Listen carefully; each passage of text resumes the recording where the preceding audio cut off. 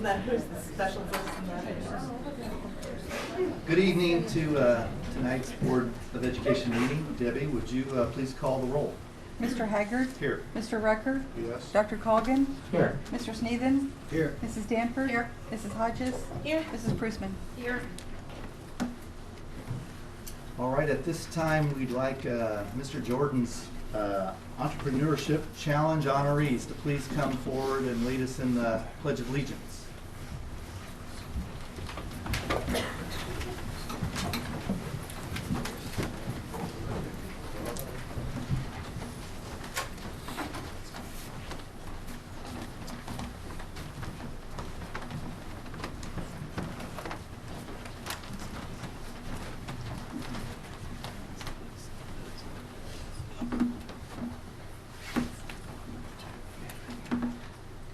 I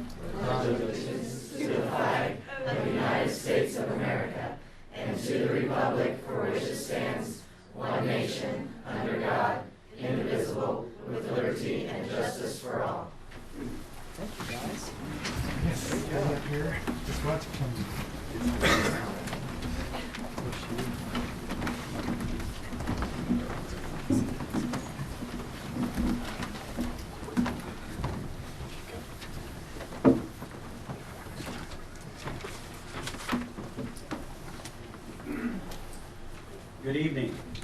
The Missouri Entrepreneurship Challenge is a unique opportunity for high school students to use their critical thinking and creativity to develop a business plan for a product and a service that addresses a specific scenario. An online round was open to all high schools in Missouri and teams of 5 students who had a 2-week window to develop and submit their business plan. A team of judges selected the top 20 business plans, and those teams were invited to the State Entrepreneurship Challenge held on the campus of University of Missouri, Kansas City on November 7th. Combined, approximately 200 business students from all 3 high schools participated in the challenge. 12 of the top 20 teams selected from the St. Joseph came from the St. Joseph School District. Our district teams competed with teams from across Missouri, including St. Louis, Kansas City, Columbia, and the Cape Girardeau areas. 4 teams were selected as finalists to compete in the final round and presented their business plan to all those in attendance. All 3 high schools was included in the final round, so we have 3 of the 4 finalists in the state competition. So we took 4th, 3rd, and 1st place in the competition. We'll have the 3rd.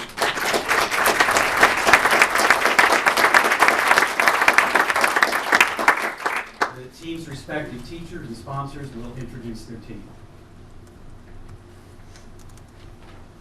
Hello, my name is Lisa Miller, and I'm from Lafayette High School, and my students are Joseph Freeman, Caitlin Myers, Hannah Ryan, and Madison McKinley, and Lindsay Stettenhill can be here this evening. And their team took 4th place at the challenge.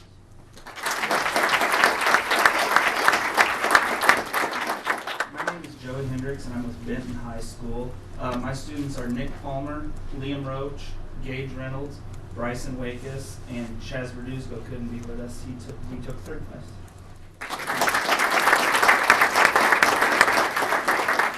It's an accomplishment for Benton. This was the first time that they had entered, and then to have a 3rd place is a great accomplishment.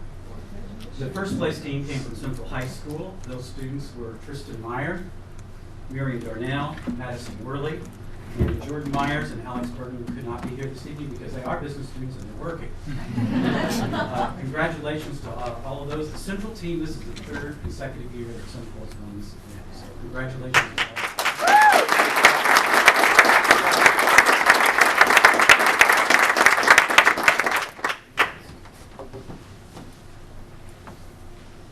On behalf of the St. Joseph School Board, I'd like to present you with these certificates for your entrepreneurial spirit. Keep it up and keep going forward, always be positive. Tristan Meyer, right here.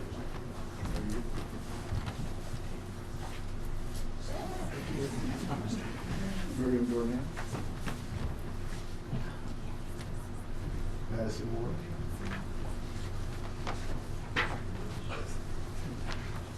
Jordan Meyer.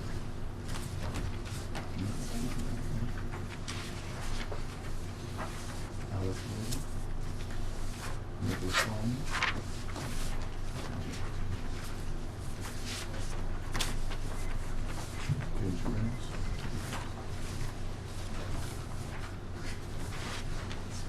Chaz Sadisco. Liam Roach.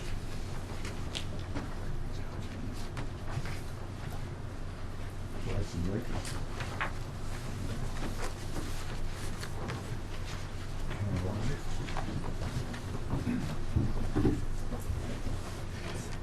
Lindsay Still. Madison McKinney.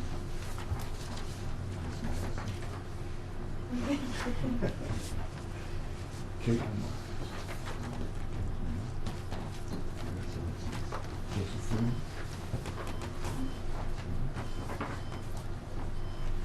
Ladies and gentlemen, St. Joe's finest.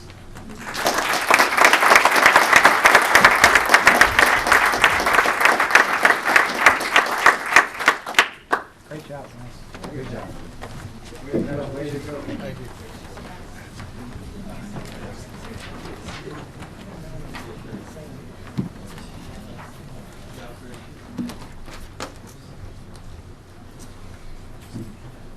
Dr. Zerwanka, Yes. School Board Recognition Week. Yes, it is. MSBA recognizes January as School Board Recognition Month, and there's no position that has a bigger chance to impact how the community thinks about itself, its future, its children, than being a public school board member.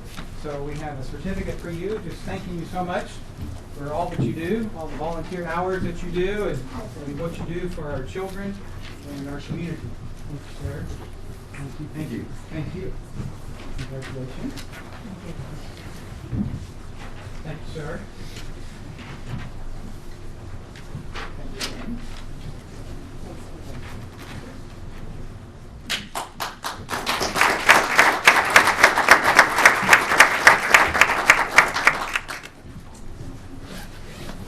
Kim Hill, if you could please come forward.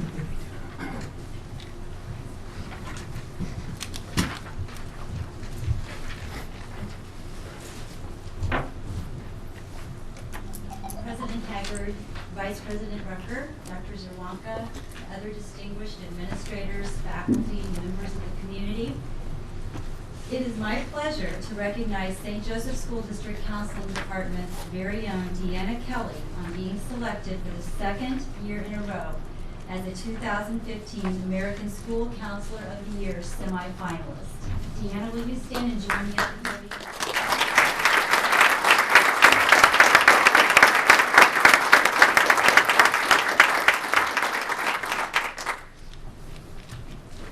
To be selected for this honor one time would be a once-in-a-lifetime experience for any school counselor, something we all dream of. So being selected twice is truly an amazing honor and accomplishment. This award is a result of Deanna's hard work, determination, professional knowledge, and passion for school counseling. Her nominators, actually my predecessor Cindy Krause, I'm quoting from her, said, "She is a true believer in the reflection and impact her program has on student achievement. She goes above and beyond to collaborate with parents, staff, and community members to discuss innovative ways to enhance her school counseling program." Her principal, Sarah Gervin, here, one of her principals along the way, says the mark of Deanna's counseling ability is that she is an agent of change. Deanna's no-nonsense approach to educational counseling shows that real success comes from knowing your students and choosing the just right strategy to meet their emotional needs. To be recognized for this award, Deanna will travel to Washington, D.C. later this month, where she will attend several honorary events, including a recognition ceremony at the White House on January 30th. The American School Counselor Association is the national professional organization for school counselors, commonly referred to as ASCA. This is the inaugural year for ASCA to recognize the School Counselor of the Year winner and semifinalist in this White House recognition ceremony. And Deanna will represent our department, the St. Joseph School District, and the state of Missouri on that platform.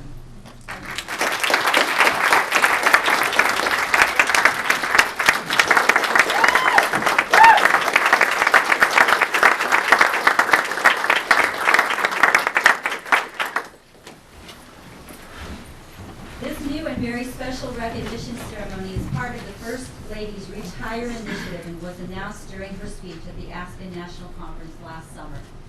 There is a link on the ASCA website, which I encourage you to visit. Of course, I have to put a plug in for school counseling, where you can watch Mrs. Obama's more recent December speech, in which she continues to lift up the professional school counselor's important role in guiding, encouraging, and breaking down barriers for students to achieving a brighter future through post-secondary education. Deanna, we honor you this evening, and your achievement honors us all. Please join me in congratulating Deanna Kelly on her selection for the second year in a row as a 2015 American School Counselor of the Year semifinalist.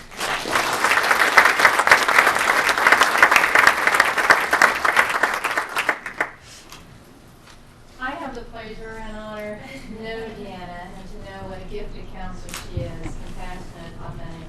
Our students here in the district are very blessed to have you as counselor. On behalf of the school board, we say congratulations to you and thank you very much for all that you do for our students. There's a lot. Thank you. Thank you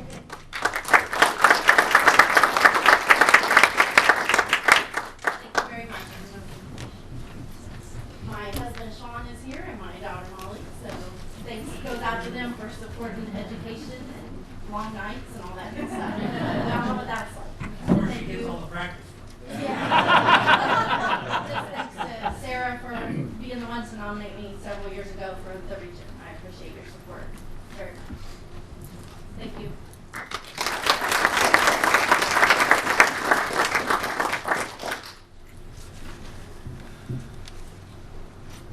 Okay, Debbie, do we have audience participation? Yes, we have 4 people who would like to address the board. Sarah Hochschwender.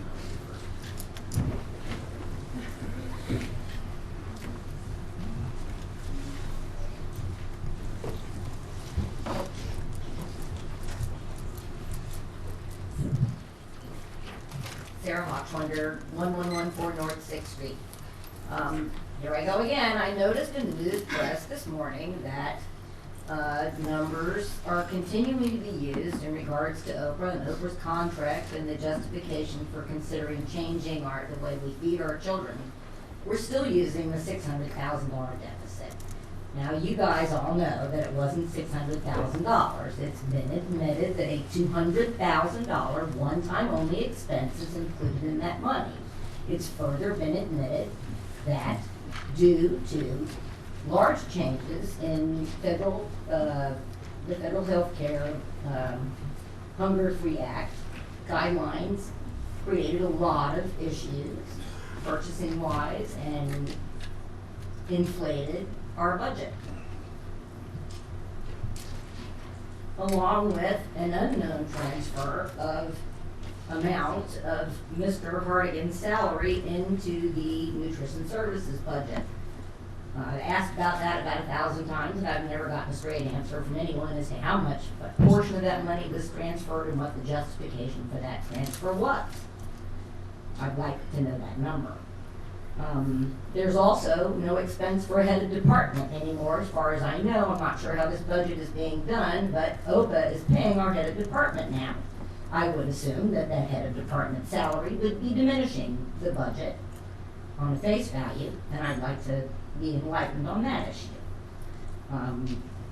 It's not a $600,000 deficit, and you guys need to quit throwing that number around. I would like a detailed breakdown which can be understood by somebody like me who's just a citizen on that $600,000, like a pie chart or something, demonstrating where that money is going. I'm also reading about this continued commentary that OPA has been willing to retain all current staff. I've sent requests to OPA corporate asking for information as to changes in positions, and I don't get any answers. I think you all know that we cannot sunshine OPA.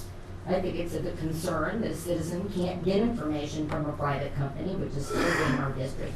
I cannot sunshine OPA. I have to ask you all to ask OPA. You can't even make OPA tell you. All you can do is fire OPA if they don't. I think this is not responsive to the citizens. I'd like a full disclosure from OPA on voluntary retires, transfers, promotions, and the process of replacing those vacated positions, along with new hires. I'd like comparables on salaries for the new hires, and I'd like to know exactly how many people have been rehired to cover positions which are changed. My understanding is that there's a transfer from one school to another, a full-time job at that school which is vacated from the move becomes two part-time positions, lower wages, no benefits, no pension. I also would really like to know if the pensions and the diminishment in having to pay for the pensions is part of the district's demonstration that there's been a reduction in the budget expenses. I don't know if I'm making any sense on that there, Bo, but I think you know where I'm going with that. Can we have a little bit of clarity on this? And can we please, just one more thing, look at your little chart here, which the district had posted. Yes, you have increased on the bar charts, but the increases are largely due to the free universal breakfast, which was not available at the time that we were serving the children ourselves. There's no change. In fact, there's a negative change if you take the free breakfast out, which were not available to our staff previously. Thanks.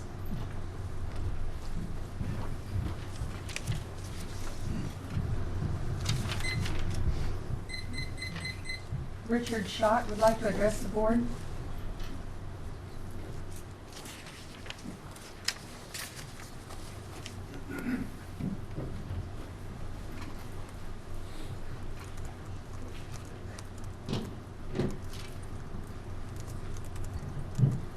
Good evening. My name is Richard Schott, and I reside at 2910 Jeansville, St. Joseph. I wish to address the International Baccalaureate Program and the proposed agenda item that will provide funding for this program. When the board addresses agenda item 5-1 and/or 5-13, I am asking the board to table the funding for the IB program until they have an opportunity to address some of the issues that I present tonight to the full board. The International Baccalaureate Program is also known as the IB program. The IB program is generally accepted as an outstanding program, promoting in students critical thinking skills and academically challenging to prepare students to be successful in college and other areas of endeavor. The IB program was started in St. Joseph School District in 2009, with Central High School being the first to adopt the IB curriculum. In the years from 2009 to present, Central High School has been exceptional in providing a quality, high-performing program.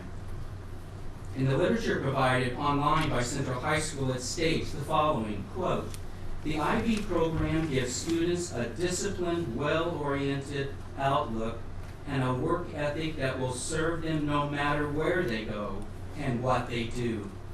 IB students are considered better prepared for further and higher education than many of their peers."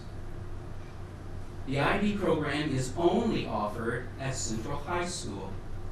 Since the program has been in effect since 2009, I do not sense that plans have been formulated and funded to provide the benefits of the IB program to students of Lafayette and Benton. The core value that I operate from could be added to the district's core value, educating each child for success. I believe that the next more important core value is equal access to academic programs that will allow each student to experience success. The funds of $25,290 will cover IB registration fees and exams for 79 Central students. That is a cost of about $320 per student. Another program that all three high schools have is the Advanced Placement Program that allows students to take college-level courses in high school and, with certain test scores, can earn college credit The school department does not fund the cost of AP exams. Another program at all three high schools is the dual credit. This allows students to earn high school credit and college credit from some colleges that have agreements with the school system. Many colleges accept the IB program and the AP program on equal terms. Based upon these statements, I would like to make the following suggestions. Number one, table the agenda item that would fund the IB program.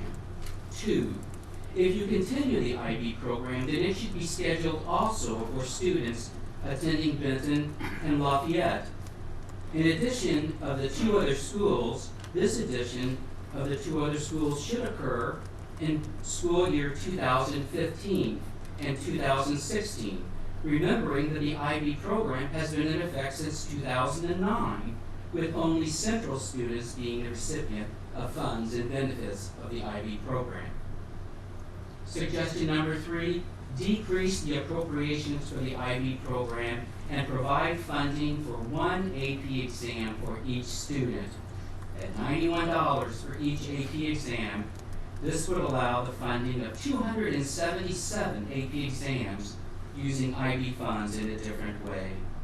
4, use funds previously stated for the IB program to develop more courses with the area colleges to increase the availability of dual credit courses.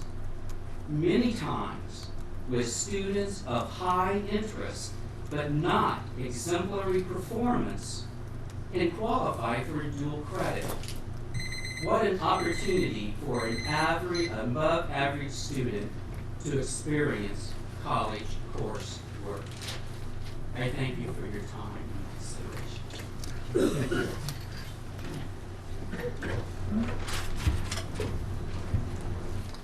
Jeff Leake would like to address the board.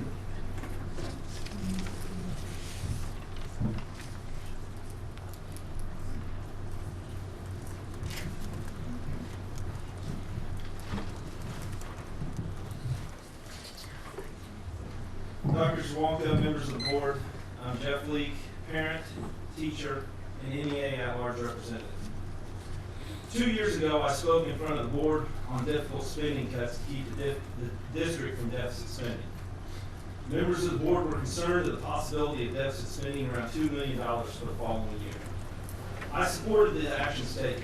This year, we are deficit spending over $6 million. Next year, we will deficit spend between $8 million and $14 million, possibly $14 million. What has happened? Are we not concerned about how much we spend anymore? We should be thinking of ways to curb spending, not increase it. Results are back on a poll showing that the community will vote down the upcoming levy. Only 39% of the core voting bloc in this town support renewing the levy. This does not factor in the large amounts of voters who may not vote in every election, but will surely come out to show their dissatisfaction for the district. Why did we not ask the other registered voters who plan to vote? Why do we not ask them if they support the direction the district is headed? Do we think with all this criticism of the district that giving ourselves a raise is the best thing that we can do? After the past year, does everybody deserve a raise? Why are we pushing this so hard in a troubling time? And why do we not post the proposed raise and salary schedules on the board minutes online like we do with the budget and other dockets of information that we discussed tonight? Let me say this clear, and I'm speaking for myself. The NEA, I don't think, has taken a position on this administrative raise. I am not against giving teachers and administrators a raise. I am against tying the two together in an index, especially after moving one group up much more than the other over the past 5 years. Administrative compensation has grown at a much larger rate than teacher compensation in the last 5 years. That is based on district documents and salary schedules. I am against rolling in stipends and other compensation into administrative salary without waiting for the results of the ad hoc committee. This proposal locks in administrative salaries and benefits and widens the gap between teachers and administrators every year. I am against getting a raise of 1 cent if it means that in 1 year or 2 years we will have to lose teachers or other district employees. I am for giving teachers and administrators a raise that can be done without losing staff members in the future. I just think we can do this more effectively and responsibly. Look down the road. $2 million is a lot to cut on top of everything else in the future. I mean, what is that, 60 teachers, paraprofessionals, maintenance staff, if you combine them all together? Would our community business leaders on our ad hoc committee give themselves raises when their business is losing money? What will we cut? Activities, teachers, making my class sizes larger, or worse, making my children's class sizes larger? Taking away reading specialists that my son benefits from? Something will have to be cut. Maybe we should see, what else we can do to help teachers. I don't need a raise that bad. The $20 extra a week, I'll happily give that up if it means keeping my coworkers or keeping that extra para in my children's building. Maybe we can do some different stuff for teachers. Maybe we could have a teacher representative or an advocate who could report to the board. Someone a teacher could take a question or a problem to, get clarification, something that there's miscommunication on. We lose a lot of good teachers every year. Why do we lose them? Why do some buildings have more turnover than others? If it's about money, why don't teachers leave everywhere at the same rate? Many do not want to ask administration or come to speak at the board. I can see why. I've been called names, accused of causing trouble, and have strained friendships. I have not spoken ill of anyone or made any statements that I cannot support. I've done what I was taught in school, which was to ask questions. I've also not put down the MSTA organization, which has many great members in our district, and a lot of those teachers ask those same questions. Maybe we can improve summer school pay. Teachers make in summer school the same that they made 8, 9, 10 years ago. If these programs run at a profit, as stated, why are our teachers' wages in summer school not the same or comparable to their yearly wage? Maybe we could give the teachers a no-raise raise, is what I call it. Maybe we could give teachers back that 4.5 days of additional time in professional development and in contract hours that we've added over the last year, because I have counted the actual calendar hour for hour. I know all of you on the board, in one way or another, in respect for everyone here. I don't think anybody's evil or a bad person like things are going on. I know you do what you think is best. I'm just presenting a different perspective here tonight. Regardless of what we think will happen, the next year will be very challenging and a difficult time.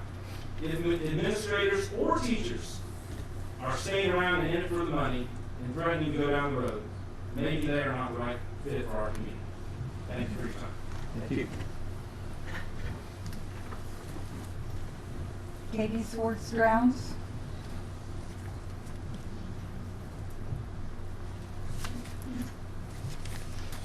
Hello, I'm Katie Schwartz-Drowns. I'm speaking on behalf of the MSTA Community Teachers Association. Picture a third grader who, when entering Kathy Allen's classroom, brought a sense of wildness, anger, bewilderment with him. A young man who lashed out at teachers and peers alike. Picture him later as he expresses sorrow that a 4-day weekend is coming up. He doesn't want to leave his classroom, a place where he feels safe, accepted, and loved by all. Notice a child who, because of environmental conditions at home, speaks only in a whisper to those around her, and can only look at the ground with a cowering posture when spoken to by an adult. Now notice her smiling, laughing, and eagerly sharing a favorite experience with all of her classmates as they sit together in a community circle. These young people were fortunate to be in a school that had become a safe and caring learning community dedicated to developing children in all their social, intellectual, emotional, physical, and ethical and moral wellness. This school in Utah, like thousands of others throughout the United States, Canada, Australia, and other countries, accomplishes this by creating and sustaining a caring and challenging school culture, an environment that provides a sense of belonging, support, connection to others, and to ideas and values that make young lives meaningful and significant. Decades ago, respected educator John Dewey urged that each public school should be a model home, a complete community. It would be that a school should have a shared vision, realistic goals for children's development, and a caring way for people to be and learn together. Not only would such a school energize students, but also make it safe and exciting to learn. Consider what typically would have happened to Mrs. Allen's third grade students in a school district where the dirty laundry is hung out every morning in the paper, where teachers are constantly in fear that someone is being a mole, and where people feel as though administrators are on an opposing team. More likely than not, in time, students will begin to feel that tension and fear. Older students will begin to wonder what programs they love will be cut because the grown-ups in their world can't get along.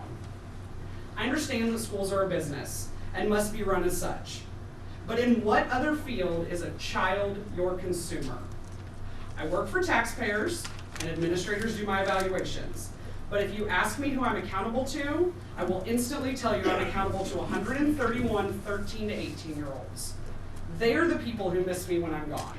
They are the ones who know when I don't feel well and definitely know when I didn't bring my A game. I know there are people in here who are angry and who want to reject every suggestion that this board has until they see some action.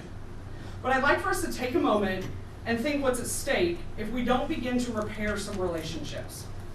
Please understand that I do not condone being a rubber stamp organization. But if you ask every teacher in the St. Joseph School District, I think every single one of us would say something different as to what we need to be a good teacher. I need to know my job is secure. Some teachers need to know their administrators have their back. Some teachers need to know there's a group fighting for them, and some need to know that it's okay to belong to a different organization and they won't be bullied for it. All those needs start in this room. In order for teachers to provide support for our students' social, emotional, intellectual, physical, and ethical and moral wholeness, we must also know that we work for a district that protects us in that same manner. We need belonging, support, connection to others and to ideas and values that make our lives meaningful and significant. We deserve to work in a district that has a shared vision, realistic goals for children's development, and a caring way for people to be and learn together. Thank you.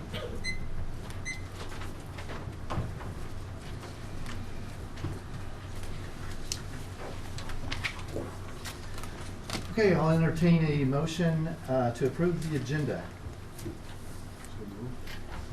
Second. Debbie, please call the roll. Mr. Haggard? Yes. Dr. Cogan? Yes. Mrs. Hodges? Yes. Mr. Rucker? Yes. Mrs. Danford? Yes. Mr. Sneeden? Yes. Mrs. Prusman? Yes.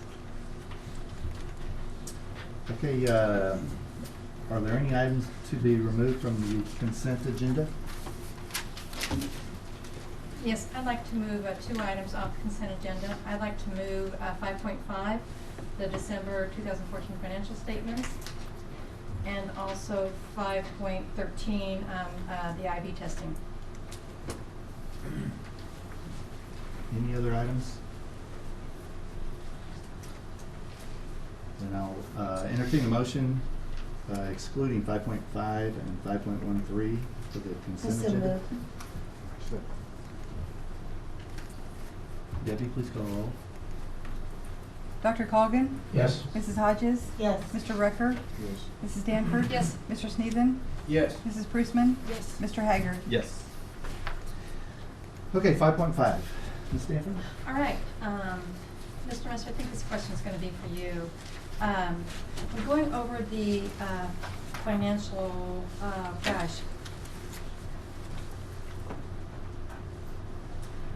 this is going to be the checks. So when we looked at there's 70, 80 pages of checks, one of the things that I noticed on one of the pages, actually pages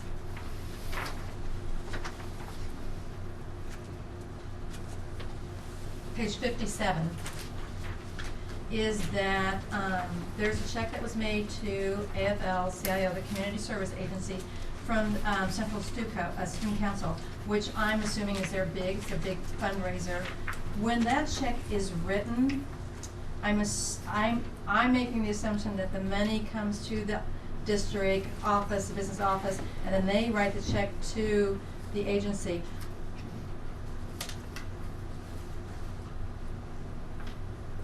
Never mind, I answered my own question in my head. That was really good. Sorry. Oh, dear me. Thank you, Mr. Messer, for that response. That So that was the easy one for In, me. in all fairness, the board doesn't get these until, we didn't get them until Thursday, and then we had our meeting Friday, and we had a rather lengthy meeting Friday with a lot of financial data and a lot of information, and I had not poured through these, nor had I clearly vetted through those either. So, if I had, I would have answered my question. Thank you for that. Okay, 5.13. Let's do 5.5 first. Oh, Is there any other questions on 5.5? What's his name? I'll entertain a motion for approval. So moved. Second. Debbie, please call the roll. Mr. Haggard? Yes. Mr. Rucker? Dr. Colgan? Yes. Mr. Sneeden? Yes. Mrs. Danford? Yes. Mrs. Hodges? Yes. Mrs. Prusman? Yes. Okay, 5.13. Okay, I want to go back to 5.13 simply because we had a citizen asked to take that off tonight, Mr. Short. And so I wanted to just address why this particular item is on the agenda. Is Dr. Stagel there? I don't know if you want to address it too. The reason this item is on there is because we have students that are in the program right now that will be taking the IB test in a few months. And so we have to, as part of our agreement, we have to go ahead and pay for that. There's an agreement made with the school board many years ago when we decided to bring IB to our district. I know that because I was on the team to do that at that time. I was a school counselor at Central. So we have to have the money to pay for the test because that's the agreement that we made. But you make some worthy points that we did speak about at our curriculum meeting that we had last Wednesday. And we talked about the AP test. And we really didn't go into deep discussion with that, but that is something that I believe that we can do with the curriculum committee in future times. So I wanted you to know, I wanted to address that because I think you make some valid points there. There was one part in the curriculum committee that I didn't know that you mentioned when you were up here talking about the AP test and how we don't pay for the AP test for children. But the AP test is optional. You don't have to take the AP test at the end of your class, where the IB tests are required. And so whether your income allows for taking the IB test or not, you're going to have to take it. And I understand that's why that was originally set up to be paid for by the district from our meeting that day. And I do believe that one thing that we've also done through the years has been that each of the high schools have been given the opportunity in working with their children and their parents and staff to determine the direction that they were wanting to go, whether it be Lafayette High School, and I just lost the, I'm sorry, A+, and they decided to be A+, and when they became an A+ high school, the other two high schools were not. And a few years later, as time went along, Benton became A+, and then Central became A+. And one of the comments made tonight makes a whole lot of sense, but I really think that these kinds of programs evolve within the high school, and as a board, I hate to be suggesting programs for an individual high school more than those programs coming from the high school themselves and working their way up. And I would hope that in time, because the idea is great, it'd be wonderful if all of our high schools had all of these programs. And as discussions within those high schools evolve, I really think that some of those ideas may come forward, but I really believe it's up to the board to wait for those to come to us rather than our forcing a particular direction that may or may not be in line with the long-range plans of those individual buildings. But it was a great idea and a great thought, and I got to thinking in looking at those dollars, yeah, why don't we do this at all three schools? But then it dawned on me that, again, we're providing opportunities for the individual high schools to make choices, and I think that's probably wise. I think we could encourage the International Baccalaureate, but I don't think that we should require. And again, Chris, thanks for bringing that up as a topic at our curriculum and instruction, or our curriculum and instruction meeting, because it's really a great place for us to really talk about the advantages and to have all the high schools participating. So thank you. And we'll bring it back to the curriculum committee and do some further discussion. We were going to look at some new curriculum with the IB anyway, so you brought some ideas to discuss. Well, I appreciate you listening to them. I wish there was an opportunity to respond, but I know that that's not part of this process. Thank you. Thank you. I make a motion to accept 5.13. Second. Debbie, please call the roll. Mrs. Bruceman? Yes. Mrs. Hodges? Yes. Mrs. Danford? Yes. Mr. Sneeden? Yes. Dr. Colgan? Yes. Mr. Recker? Yes. Mr. Haggard? Yes. Okay, Dr. Zerwanka, you want to start off with these items of consideration? Yes, we got a few things here to discuss. And as you know, we did discuss the polling on Friday. Those results we presented to the board on Friday, and we know we have some work to do, and we'll continue to work towards our recovery plan and work to work very hard towards that. But if the board was to decide to put that on the ballot, we didn't talk about this, you have until January 27th to do that. Based on the polling at this time, I would not recommend that. We have another opportunity in August to go forward with that, but I just want to make you aware that if you do decide to do it, we have to do it by January 27th. That's the deadline. Okay. Thank you. All right, Mr. Musser.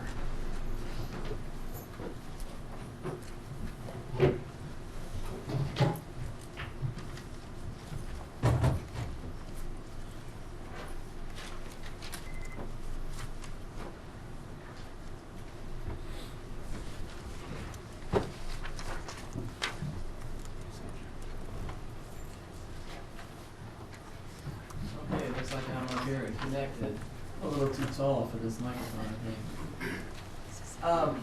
At Friday's Finance Committee meeting, I provided you guys with a 6-year history of past revenue and expense trends, along with a whole plethora of analytical data, charts, and all kind of summarized in a document. And with a little bit of hindsight, I realized, not everybody is an accountant, and it probably was a little bit too much information. And so what I'm doing here today is simplifying this the best I can. What our current year budget, revised budget is as of we stand today, based on the proposed budget adjustments adopted by the board this month. And along with kind of some projections on what next year looks like based on 2% raises for all staff, along with step increases, and along with some other known variables that we've uncovered here today. This is by no means what our final budget will be for 15-16. This is more about a discussion about where our fund balance will be at the end of this year and where it could be by the end of next year, given various scenarios. So anyway, with that having been said, again, this is just a summary of the budget adjustments and the budget document that was adopted by the board. So I'm going to start up here. On your very top line here, this is where we started the year. And we started the year with $23,531,000 in what we call our operating fund. We had a little over $16.5 million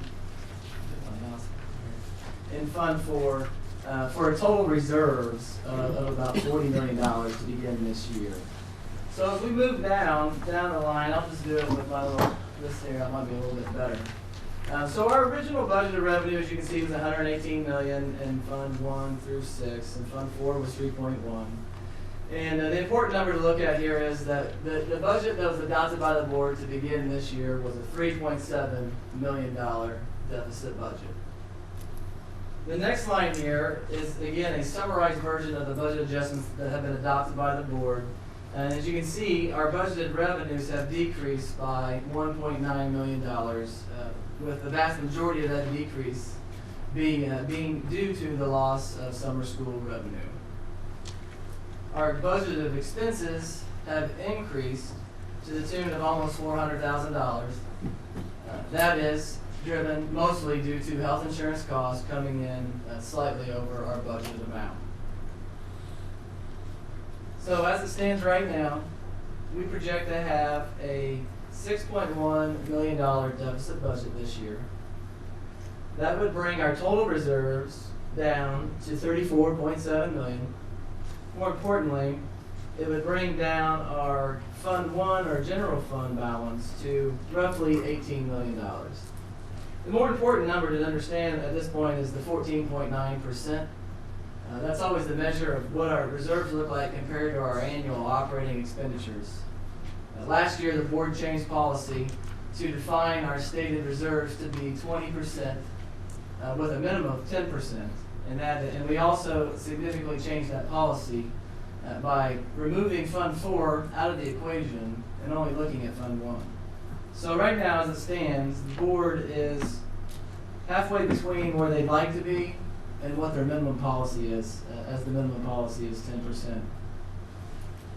So that's what we're going to look like we're going to be at the end of this school year. So now let's talk a little bit about these general projections for next year.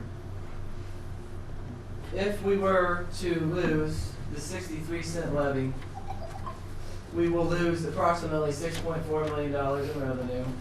That is almost 17% of our entire operating revenue from our local property taxes. House Bill 1689 was adopted in 2014. Bessie just came out with numbers on the impact of what next year's budget will look like due to that House bill. The number for the St. Joe School District is a decrease in $478,000.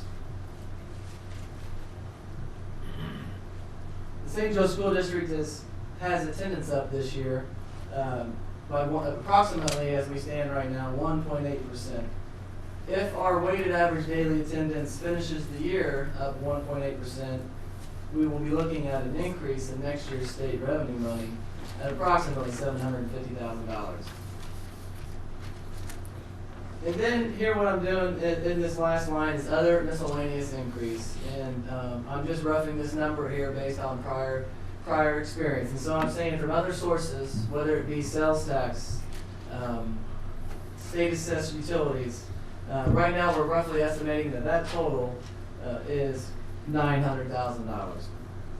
So when it's all said and done, next year's budgeted revenue will actually be, if these scenarios play out and if 63 cents is lost, the district will have actually $5.2 million less in revenue next year. As we move on now down to what our expected budget increases are based on the proposed salary schedule being discussed tonight, a 2% raise along with a step for every employee will cost the district approximately $2,657,000. We're budgeting for an 8% increase as it stands right now in health insurance. That would be $930,000. And then right now for these budget projections, I am assuming that we're going to be able to then decrease our non-payroll expense in comparison to last year by $412,000. The reason we're going to be able to do that is because our textbook budget is not quite as large as last year.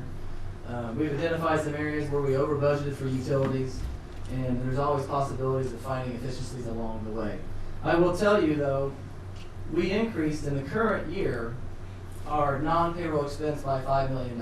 So that is a significant change from our current year budget to be able to go from a positive $5 million to a decrease of $412,000.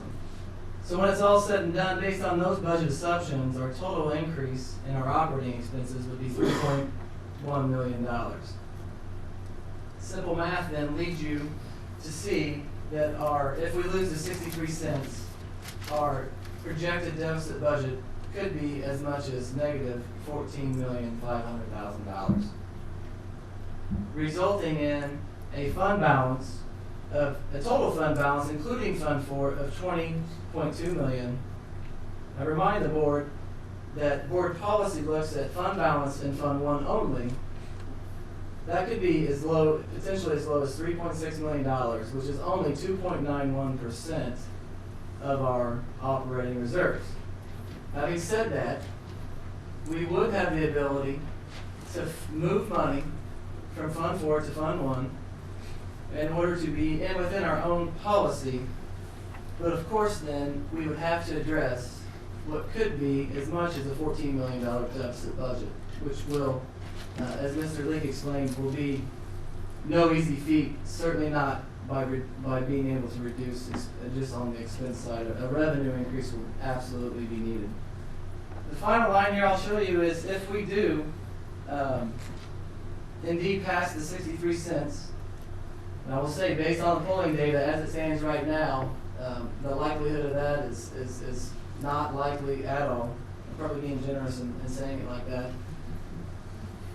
But if we were to pass it, we would then still have $10 million in Fund 1, $16.5 million in Fund 4, with a total fund balance of 26%. But the point I would make to that is that even if, based on the current budget,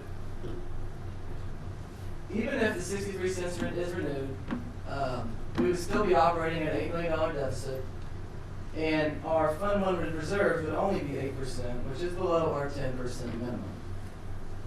So we're looking at major changes from where we were to begin the 13-14 school year. And one final note, point I will make is that because our assessed valuation is almost exactly $1 billion, it's easy to do the math on what a tax rate increase would be. And so as you can see, my note says, if indeed we have a $14.5 million deficit budget, we would have to increase taxes by $1.45. That is the scary math of this equation. Now that means 63 would go away, and then you have to go back and ask for $1.45. Those are the numbers as presented. Remember, we work on a $130 million budget, so being off a couple $1 million is always a possibility. When we estimate revenue, it's hard to predict what the state's going to do. And it's also hard to predict what assessed valuation will do. And so in years past, we've been off a few $1 million in revenue. And so these projections for next year may not be so bad, but they're still going to be bad no matter what. And then I would also say that we could end up not with a $6 million deficit budget this year. It may not be that bad. And we'll know more in each month that goes by how our expenses are coming in. And I'll be closely monitoring that budget to see if we're going to do better or worse. But I'd like to think, and I hope to think, that this is a worst case scenario that you see before you. However, I hope that the board realizes that these are, still, in generalities, these are going to be pretty close, depending on what the board decides to do. And so at this point, I'll just open it up to any questions that anybody might have. I have questions. Okay. And maybe jumping ahead on this. This is condensed from what we had on Friday. Yes, very much so. But still hitting the same important points that we did on Friday. I did not believe that we had that $1.45 information on Friday. I mean, we did that, I just don't remember that. No, I didn't actually do that cow. But, my question is this.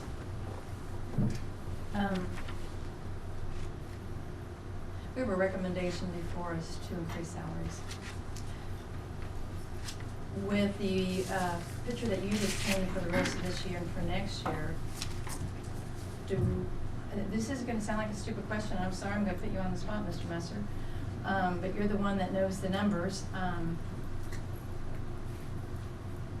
Do we have the money to do this? Do we have the money to give a 2% raise? Well, you are putting me on the spot. I am. Because Doesn't make sense. it doesn't. It doesn't make sense from looking at that picture. Okay. Okay. Let's just put over here. This board wants to give raises. It's not a question of whether we want to do that or not. It is now a question of, do we have money in the bank to do it? We want to go out and buy that vacation home. Do we have money to go and we want to get that car? So my question is, it's just that. You pointed out, if we do that, what happens? Yeah, so I guess put me on the hot seat and let's see how I respond, I guess. First off, let me say this first. I think that our teachers and other teachers across the state are underpaid for what they do. And that is a societal issue that can't be fixed by me or you guys, but the public needs to appreciate them better for them to be able to make what they're probably truly worth. Whether that comes through increasing our local tax rate or the state contributing more money to public education. So let me preface it by that. And then let me also preface this by saying that here I am about to be what might be viewed as Dr. No. It is also an uncomfortable position for me to be the CFO and not be a contract employee myself. But with that being said, the golden rule in governmental accounting is you don't deficit spend on salary and benefits. Those expenses are there forever. And so, you know, that's the first thing you learn in your CFO training. It's the first thing you learn when you're a superintendent. It's probably the first thing you learn when you guys go to your board meetings. And so that is a universal truth. And the issue is a little bit complicated because we do have $40 million in the bank right now. But those two things are really kind of mutually exclusive. Just because we have a significant reserve balance doesn't mean that we should deficit spend on salary and benefits. When Mr. Rucker asked me a month ago whether or not we could afford these raises, my answer was yes, in the short term, as long as you have an immediate plan to increase taxes. Since that time, we now know it's almost inevitable that we're going to lose the 63 cents. Now I say that, perhaps with 7 months of change, that could change. But those poll results were pretty tough, and I'll defer to the political scientists of the world to weigh in on what exactly our chances are given those poll results. But I would say without some sort of plan to raise taxes in the very near future, the answer is no. But I do think we could give some raises, but you better have a plan to raise revenue and raise it significantly. I apologize for putting you on the spot. I know that is a very weighted question, and if someone were to ask me that, that's a tough question to ask. And I appreciate all your work with this. Other questions, comments?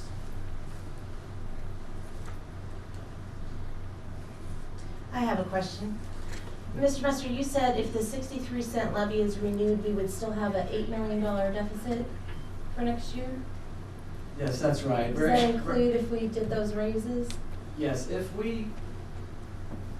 I were to change these projections, which I'll do on the fly here for you right now. So if I change those projections and say we don't lose the 63 cents, our deficit budget projected for next year would be negative $8.1 million, with your ending fund balance being still below board policy at 8% of your reserves in Fund 1.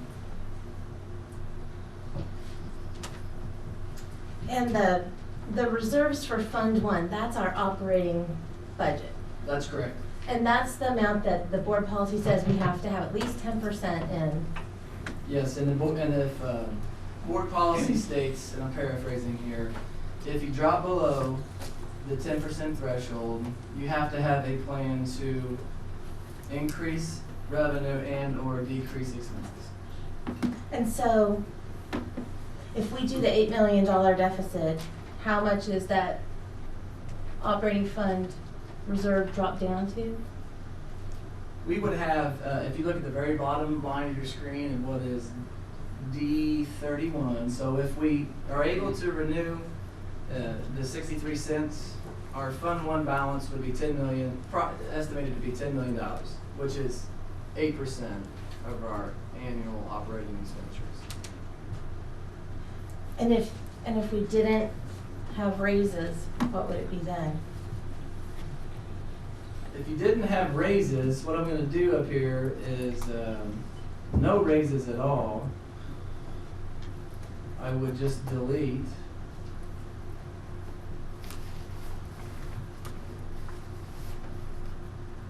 And then you're with the 63 cents, you would have 12,673,000, which is 10.41% of your reserves. Okay, so if we pass the levy and we don't have raises, we're still gonna only just be barely above what board policy requires to have in that reserve. Yeah, that's correct. Let me do make a point here. We do have a significant balance in Fund 4. And state statute allows for school districts who have less than 20% in their operating reserves to move money from Fund 4 to Fund 1. What do we use Fund 4 for? We use Fund 4 for building improvements, repairs, along with instructional equipment, Chromebooks, etc. And how much do we spend normally every year from that fund? I have that information. Let me get it for you.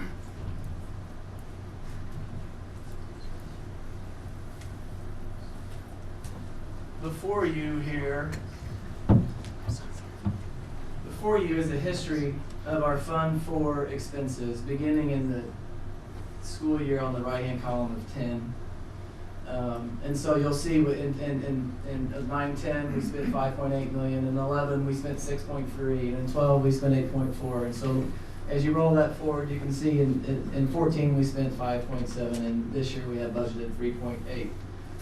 Our 6-year history, our 6-year average is 6.6 million, and our 6-year total is just shy of $40 million. And so that is obviously something to keep in mind as you rob Fund 4 to pay Fund 1.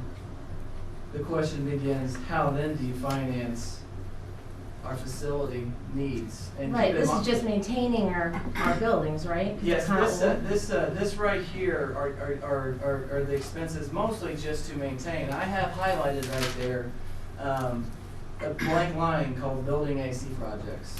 As you guys know, we've air conditioned a lot of our elementaries, almost all of them, and it looks like with bond money we might be able to air condition the rest of them.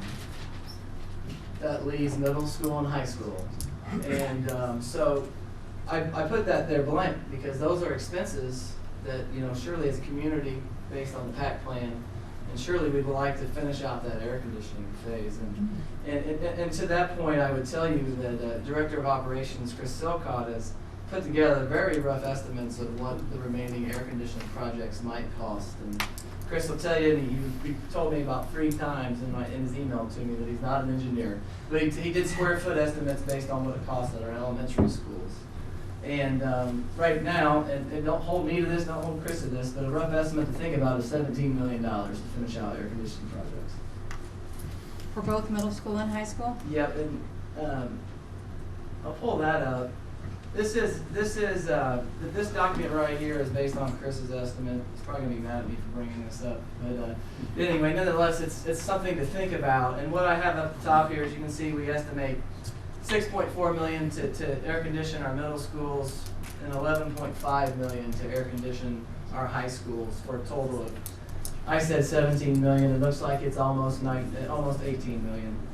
And as you can tell, it's not cheap. And then as we scroll down, the triage in 10, this is just a summarized version of what we anticipate spending on roofs and asphalt, HVAC, etc. And by the way, that HVAC number that you see, that is the expense to maintain the systems that we currently have. It does not include the 17 million above. So, having said that, if you look at our triage in 10 and add to it our estimated AC costs, our 10-year estimated Fund 4 expenses are $40 million. So with the aging buildings that we have in our district, and we know every year that we keep those buildings open, those costs will increase. I think that's safe to assume, Lori. I mean, we've got lots of old buildings, and sure, old buildings, I can attest to this. I live in an old house, and they're not cheap. They're more expensive than a new building, that's for sure. I'll also say new construction is expensive too, but nonetheless, they will be much more to operate and to maintain than a new school, certainly. I certainly believe all of this really makes a lot of sense. It's the kind of information that we need to look at on a very regular basis, because it's really the real world. But if you really look at all of those items as well, they're capital improvements. 2 years ago, we passed a $40 million capital improvement budget to our bond to make improvements. And the kinds of questions we have to ask our public every single day, just like the question that we're going to ask that, and we're going to have to ask them in time. Are you going to support 63 cents? Or are you going to support $1.45? We have to ask them questions like, are you willing to support issues to add additional dollars to provide for some of these $40 million projects? Because some of these are not yearly kinds of things that we do, because we spend $1 million to $1.5 million every year on maintaining our buildings. But if we're going to make major improvements, like air conditioning all of Central High School or Benton High School or somewhere else, we really need as a board to be sitting down talking about, okay, not how do we do that out of our current operating expenses, because it's impossible. We really need to be looking at and talking about and having public engagement around making the improvements, and again, going back to our building plans and look at just how we can do all of that. Because if you really look at the old plan, which is really our relatively new plan that was created by PAC, it's $500 million, not $40 million, $500 million program. And it's a wonderful program if we could get that funded. But as we all know, that's going to take years and years and years. And the same is true with all of this. We just have to work really smart. And quite honestly, when I look at our budget, I'm making an assumption, though, that that's if we do everything the way we're doing it today, and we just move everything over to next year, and we don't make any kinds of adjustments in some of our programs, maybe reduce some of our programs, maybe again find a way to pass dollars to support these good programs, just like the International Baccalaureate. Those kinds of things make sense, but we have to somehow encourage our public to support those kinds of programs. So again, I appreciate knowing the most difficult side of where we are, and we just can't lose sight of that. But we have to know that we have a public that we've always been able to count on, and over time, so long as we can show them the real need, they seem to come through. And I believe as we again engage the public, we may have the opportunity to get a lot of these things done over the next 10 or 12 years, even though we don't see the dollars today. Yeah, let me just make one point. You make a lot of good points, by the way. This number right here, when we talk about how do these projections compare to where we stand this year? I'm estimating that we're decreasing our non-payroll expenses by $400,000. In the current year, we increased those by $5 million. And so this budget is much tighter than last year, significantly so. And so I say that because I don't want to give the board the impression that this is scary looking and it could get better. But I haven't assumed the status quo from last year. I have said, hey, we're going to have to obviously decrease non-payroll expenses in some form or fashion. Remember, non-discretionary spending is a very, very small portion of our budget. I think I heard Rick Hardigan say at the committee meeting that maybe 1% of our budget is really truly discretionary. Now, it's probably a little bit more than that, but it's not a whole lot more than that.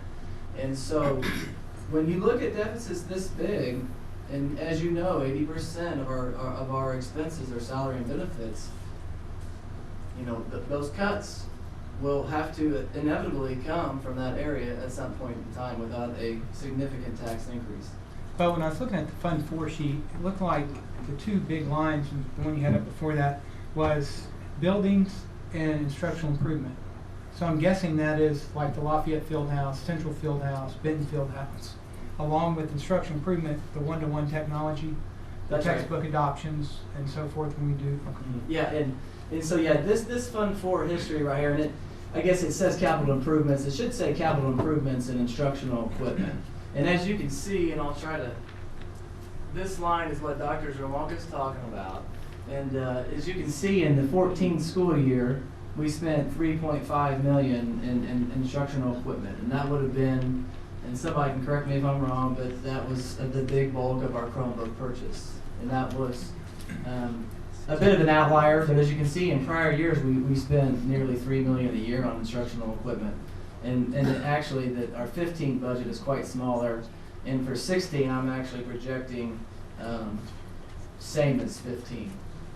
One clarification I'd like to make is that the information about PACT, the 30, I think what Dan was referring to was the 30-year cost, and actually for the initial plan that we had was over $90 million for all of the improvements that it would take. And when you compare that and stretch that over to 30-year period to keep and maintain everything that we had, was almost as expensive as doing our whole plan. So when you look at the long-term costs and the longer that you wait to make improvements and changes to the older buildings, the more that cost excels. Because as you go on, the longer it goes, materials go up, labor goes up, everything increases the longer that you wait to do this. And we know I will never set foot on Lafayette High School's roof again. Scared the living daylights out of me. I toured almost every single building that we have in this district, and those older buildings, there are issues in every single one of them, issues that we need to address. And the triage in 10, I don't think address everything with the issues that we have. Those are the ones that are the most pressing. But since we brought up the subject of the 2% raise and what that's going to make our, and I apologize for my, I think I have strep throat, so I'm not contagious. Just to clarify that. But bringing up those raises, and I have always been an advocate of our teachers and our staff because they are very important pieces. You cannot have a successful district without those people. They are the ones that take care of our children every single day. So having said that, I'm just going to read a little bit of a few policies because I'm the policy girl. If you will look at BBA, the school board powers and duties, the Board of Education is a representative body elected by the registered voters of the St. Joseph School District of Buchanan County. It is the purpose and the role of the board to Board of Education to exercise general supervision over the schools of the district and to ensure that the schools are maintained as provided by the state statutes, the rules, procedures of the Missouri State Board of Education and/or Missouri Department of Elementary and Secondary Ed, and the policies, rules, and procedures of the district. In addition, the board is accountable to the electorate and shall be responsive to the educational needs and the imposed financial constraints of the district. In conducting its various functions as a legislative and policy-making authority for the district, the board recognizes the following general responsibilities. There are several responsibilities we have, and I won't read all of them, but one of them is the provision of financial resources. The board is responsible for the adoption of the annual budget, which will provide financial basis for personnel, facilities, materials, and equipment to enable the district to carry out its educational program. And there are several other ones that I won't get into. BBF, School Board Members' Ethics. Members of the St. Joseph School District Board of Education accept the responsibilities to improve public education in the St. Joseph School District. To that end, all board members will, number one, remember that the first and greatest concern must be the educational welfare of the students attending the public schools. Policy DA, financial responsibility. I'm sorry if I'm making your throat scratchy. The board acknowledges its fiduciary responsibility for funds received by the district board members, staff, and others who have business relationships with the St. Joseph School District. Will act with integrity, diligence, and professionalism in matters involving the fiscal resources of the district.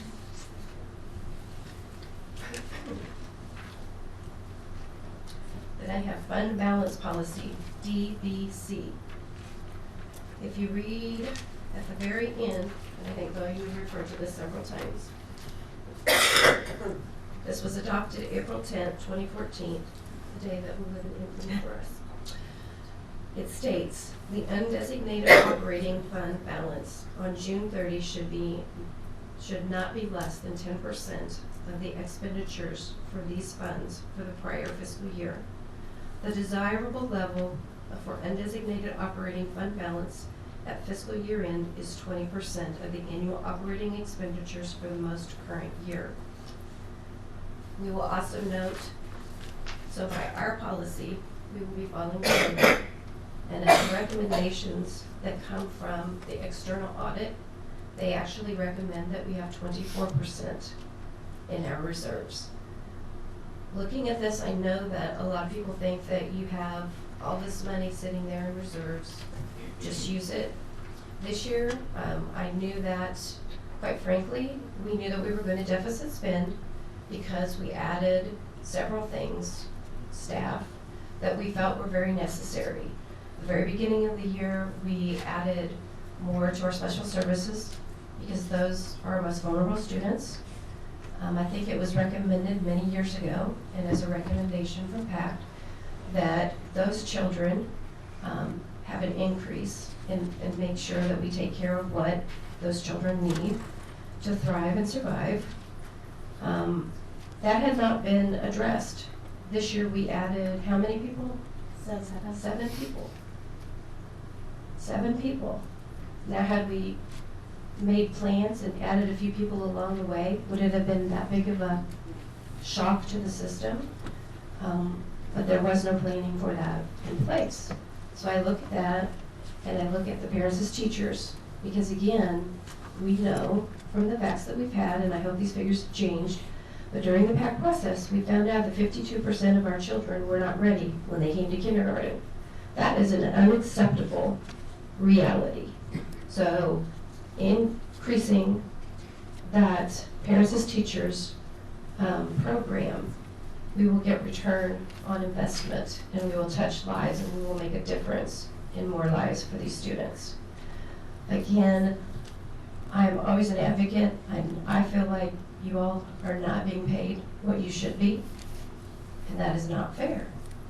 But I also know through community engagement, through the PACT process, that the people that we went out and talked to one-on-one, when they feel that they can trust the board and the administration, they feel like they can invest in this school district. Unfortunately, right now, we don't have that trust. Survey was very plain, and it really sickens me to see those survey results. Because if you all go back, look at the PACT stuff, see what the surveys that we've done in the past, and right before we passed that initiative, where was the approval rating? Look at those numbers. And where they are now, we have gone backwards. And for me, personally, that's very upsetting, because I look at where we were in that process. I look at how this community and elected officials, everyone across the board, we were working together because there was one united thing that we wanted to do, and that was to show that education was a priority in this community.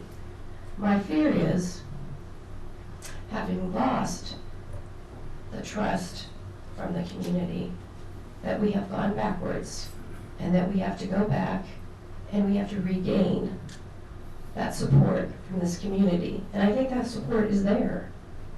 It's just we have to go back out and get it.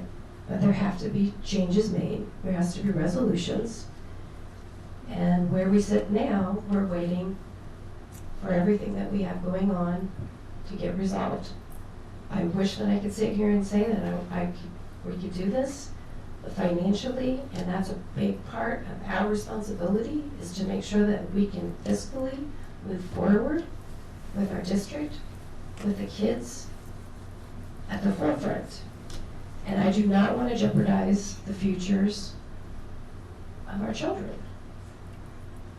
So, having said that, I just think that when we weigh this and when we vote on this, I think we all need to, and I I hope that we've all thought really hard about the decision that we make. And I think that moving forward through the analysis that we have coming, I think going back to community engagement, going back to working, and all of us coming together, and this will never work if we are all fractured.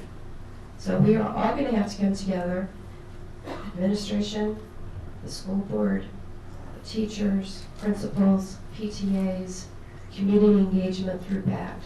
We have all got to learn to look at what the future holds, and we have to link arm in arm to make the changes that we need to make this district the successful, viable one that it has the potential to be.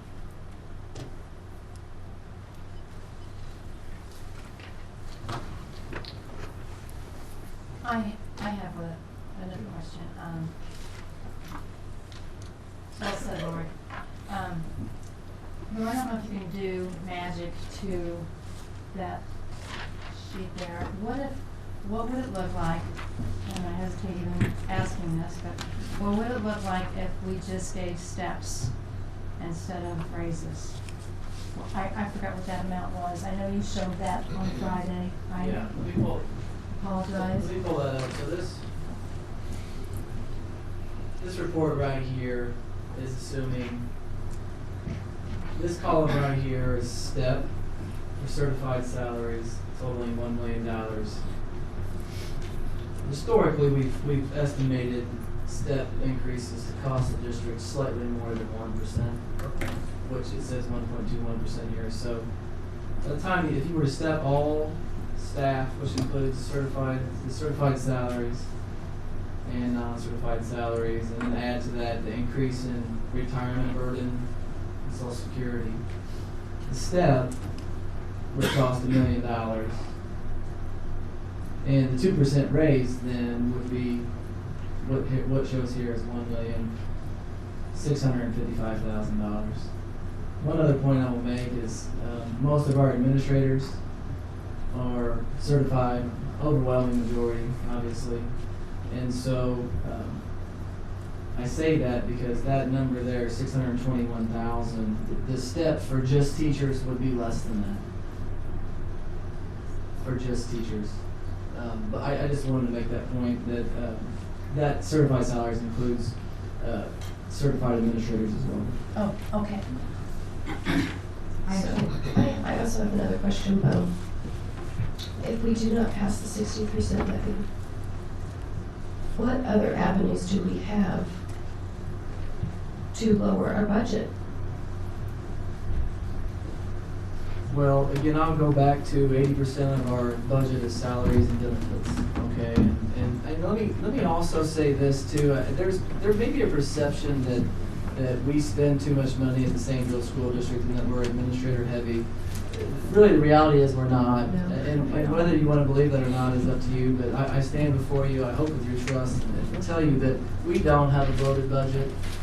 We don't have bloated administrator salaries. We don't have bloated teacher salaries. But that being said, we've got tight, budgeting issues right now. But go back, say your question one more time, Lauren. I just want to know what other ways are we going to be able to reduce the budget? I have a big concern because we as a board have not really even vetted whether or not to put this on in April, which I think most of us know it would be a mistake. But if that does not come through, there's going to have to be a way that we cut over $6 million. Well, I would say that I don't think we need to begin cuts. I mean, the answer back to your question is, unfortunately, because 80% of our budget is salary benefits, the majority of those cuts would just obviously have to come from those areas. But I'll also say this, I am not proposing at all any cuts to be made for the 15-16 budget. But you will then have to evaluate, come that next year, 16-17, what huge cuts could have to come in, or obviously, and preferably, increase revenue. or even, you know, regroup what you lost.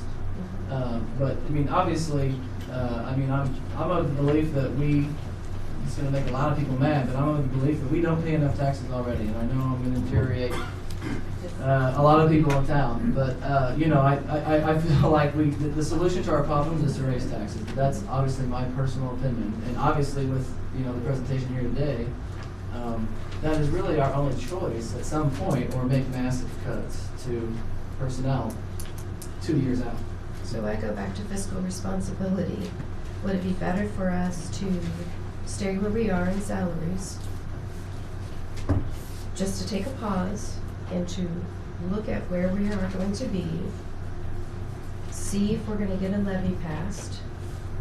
Because I'm afraid that if we say yes, we're going to give everybody 2% across the board, then the levy fails, we lose money.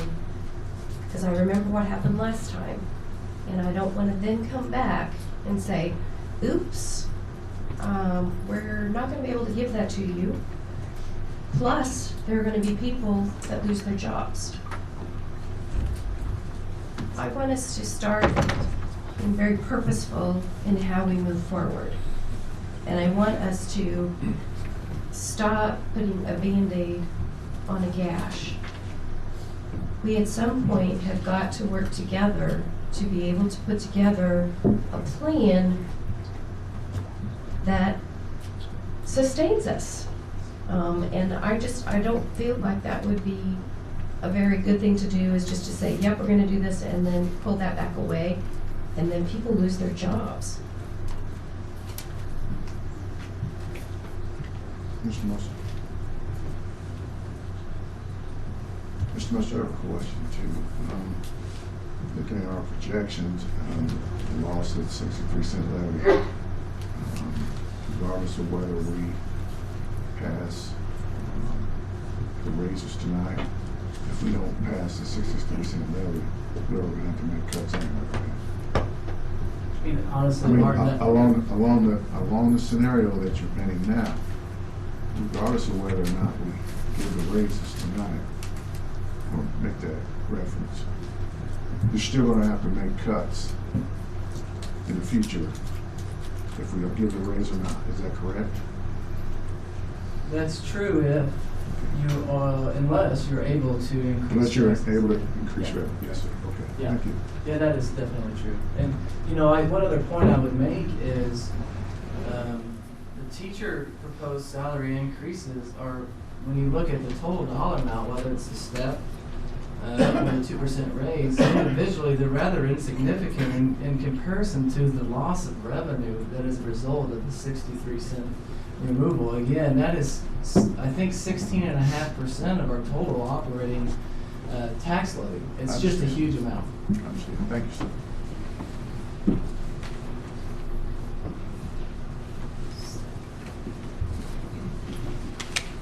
Any other questions?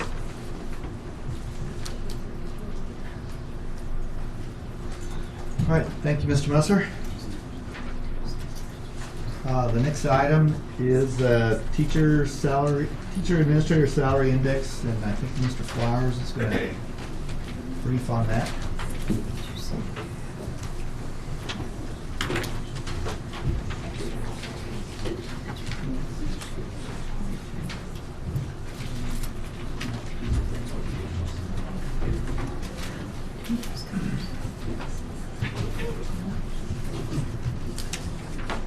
Mr. Hager, Board of Education, there is no doubt that you have a very difficult decision ahead of you.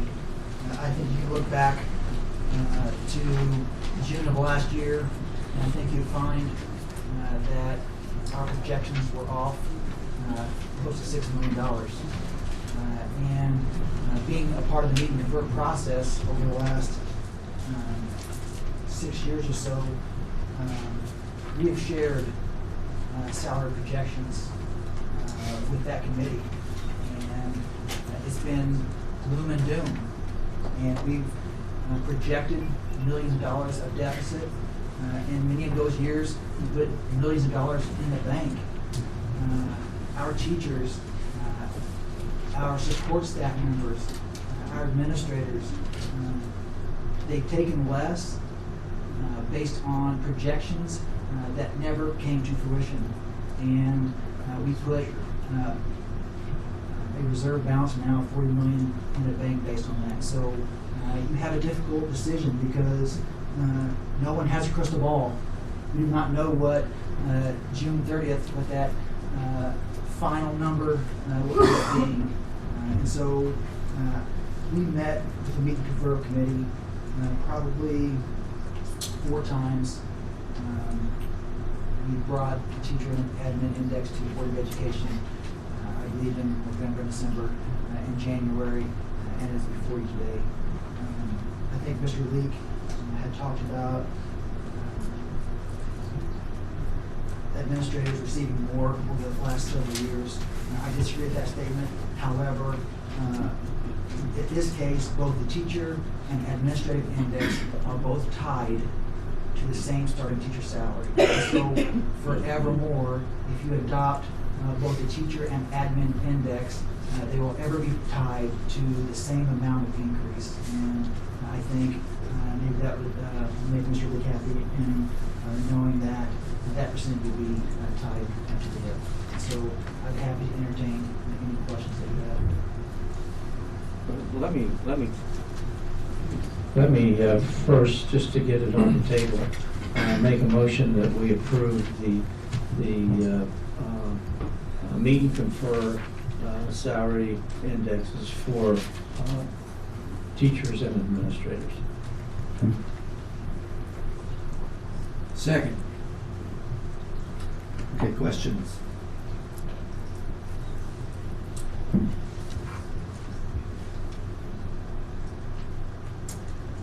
Well, I have an issue with the administrator salary index. It's not the neat. I like the way that it's set up where it's easy to understand that Mr. Flowers has put together for us, but it involves the stipends that everyone had questions about last year, and we created this committee to take a look at those. And their last recommendation was that we do a big market analysis to see how our district compares with other districts, to see whether those stipends ought to just be, maybe we could just create something that doesn't involve the stipends at all, and it's just based on something that would be equal for, well, we know we're not going to ever pay our folks as much as some of the nearby districts pay because they have a larger tax base and such. But maybe our administration and our teachers could be about the same amount below together. And we felt that the committee together felt that that was a good way to do it, was to have an independent market analysis, salary survey, and all do that. They have, we had some community investors who paid for kind of a bird's eye view of information, which isn't really enough to give us that information for a new market, new salary comparison. It does give us a kind of a preliminary view, but I would prefer that we would wait as they recommend and put that together with the help of a professional organization like this that would help us create something that everybody would recognize as a new, didn't have anything to do with the stipends setup. I think that would be a better approach that would be accepted by the community better. You know, I've been around this community many years, more years than sometimes I can imagine, more years than some people thought I'd make. But I do talk with a lot of people, and I feel like I have a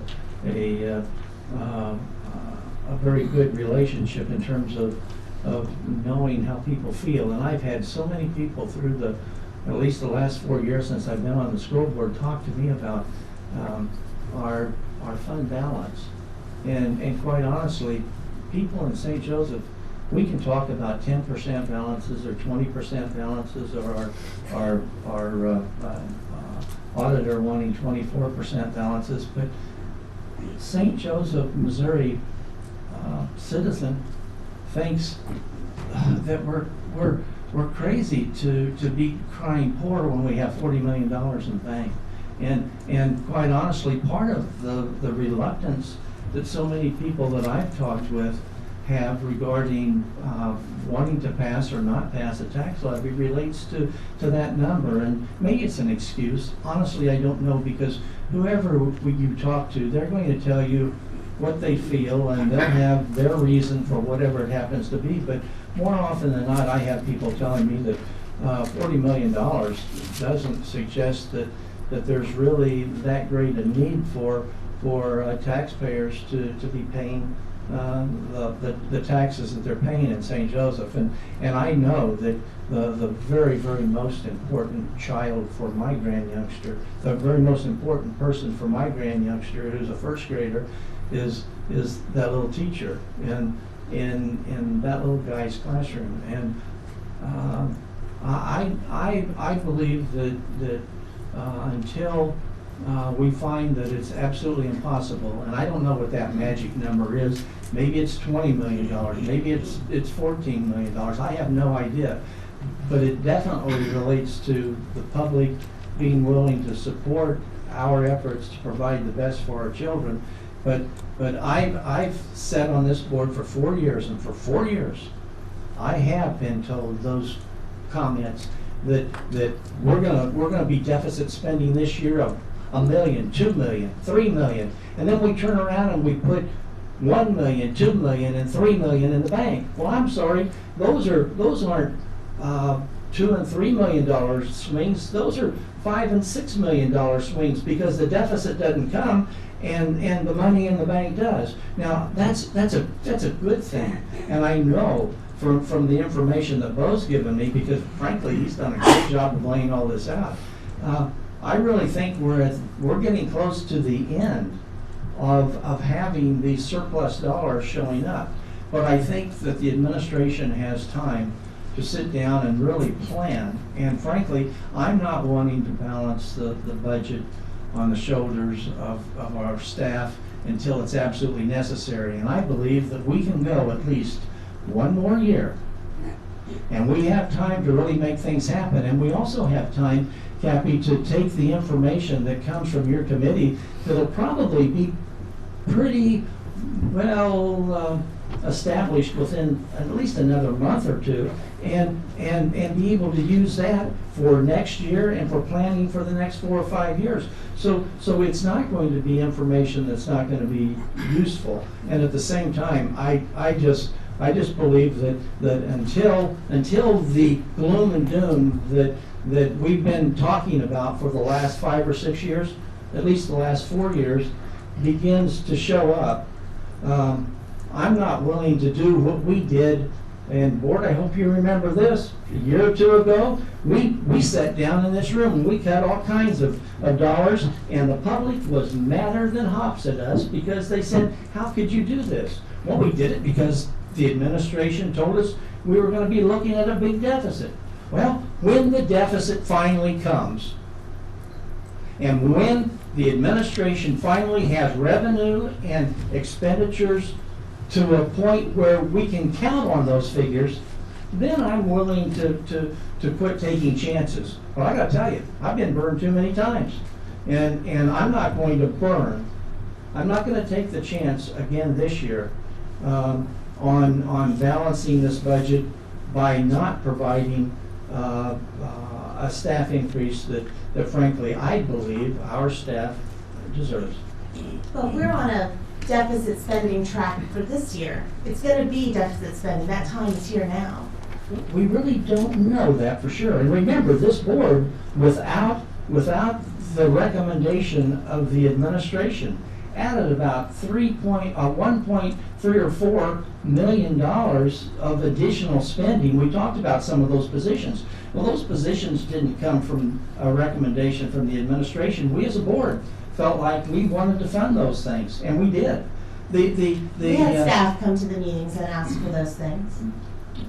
But the way it should work, all recommendations should come not from the staff, not from the individual staff people to the board. It should go to the superintendent of the schools, And the superintendent of schools makes a recommendation to the Board of Education, and the board either approves it or doesn't approve it. But as an example, the wrestling coaches don't come directly to the Board of Education and make a recommendation if it hasn't been presented and approved by the administration. Because we could keep adding and adding and adding as we just did, 1.3 million. We weren't too worried about that last year.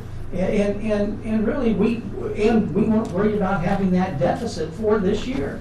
And honestly, I want to take that same chance because I believe at the end of the year that our deficit's not going to be anywhere near what we're expecting it to be. Thank you, Mrs. When we were making those decisions, we didn't have a CFO who was coming and giving us these numbers as they're being presented to us now. But we did have a superintendent of schools. We did not see the numbers that he has been presenting to us. And I think we have all worked in good faith. And this does not come down to any one of us not wanting our staff to have raises, because every single one of us do. And if you remember in the committee meeting, I didn't think 2% was enough. I'm asking that we are in a position, and we have to, as a board and as an administration, come together and put plans in place so we are not in this space that we are right now. We've known for years that 63-cent levy was not going to be enough. We knew we were going to be deficit spending. We are there now. I don't know why there wasn't plans put in place before to where we could have rectified this, because the support was there. Agreed, and there are very few school districts in the state of Missouri that have operated on the same tax levy for the last 10 years. So really, the administration and the community has really gotten a bargain with the 63 cents. There are not many school districts where that levy has not increased for 10 years. So all of these things are absolutely correct. And how many years have we had the budget being around the same? It's more than 10. What would be wrong with keeping the salary schedules as they are just now for one more year until we get this kind of straightened out? We know what's happening with the levy. And the levy's been many years that it's been in place. We haven't had to worry that it might not be renewed for many years. I mean, why don't we just keep it the way it is right now? Let's let everybody take a step. So they're still getting, they're not losing their place on their salary schedules, and there's at least some more money that's coming along based on, those. But it's a smaller one, it's more manageable, it's not so risky. I just feel like that would be a better financial decision. Well, and for fiscal responsibility to make sure that we are going to have a district for the kids coming in and the kids who are, trying to finish up their careers. And I think that once we get all of the information and we go back to the voters, to the public, they're going to see what we realistically need to run a school district. Because if we're triple stacking our buses, how unrealistic is that? It's very unrealistic. And we can't have 2-hour late starts because we're triple stacked. I mean, I think it has not been a realistic view of what it takes to run a successful school district. And I want us to get to a point to where we know what it's going to take and get the support of this community, because I think, honestly, the vast majority of people want our educational system to succeed, but they have lost their faith in us, and we have got to gain that back. So I think this might be our financial responsibility, is just to take a pause. Let's get all of this stuff, and then let's go after what they really deserve to be paid, not what we've been offering. A couple of things, Laura. We do triple stack our buses, but it's to be more efficient. And a 2-hour late start is very complex. We've vetted it out several times and we've talked about it. But it becomes very complex when you start to look at what do we do with students with Hilliard, what do we do with our special needs students.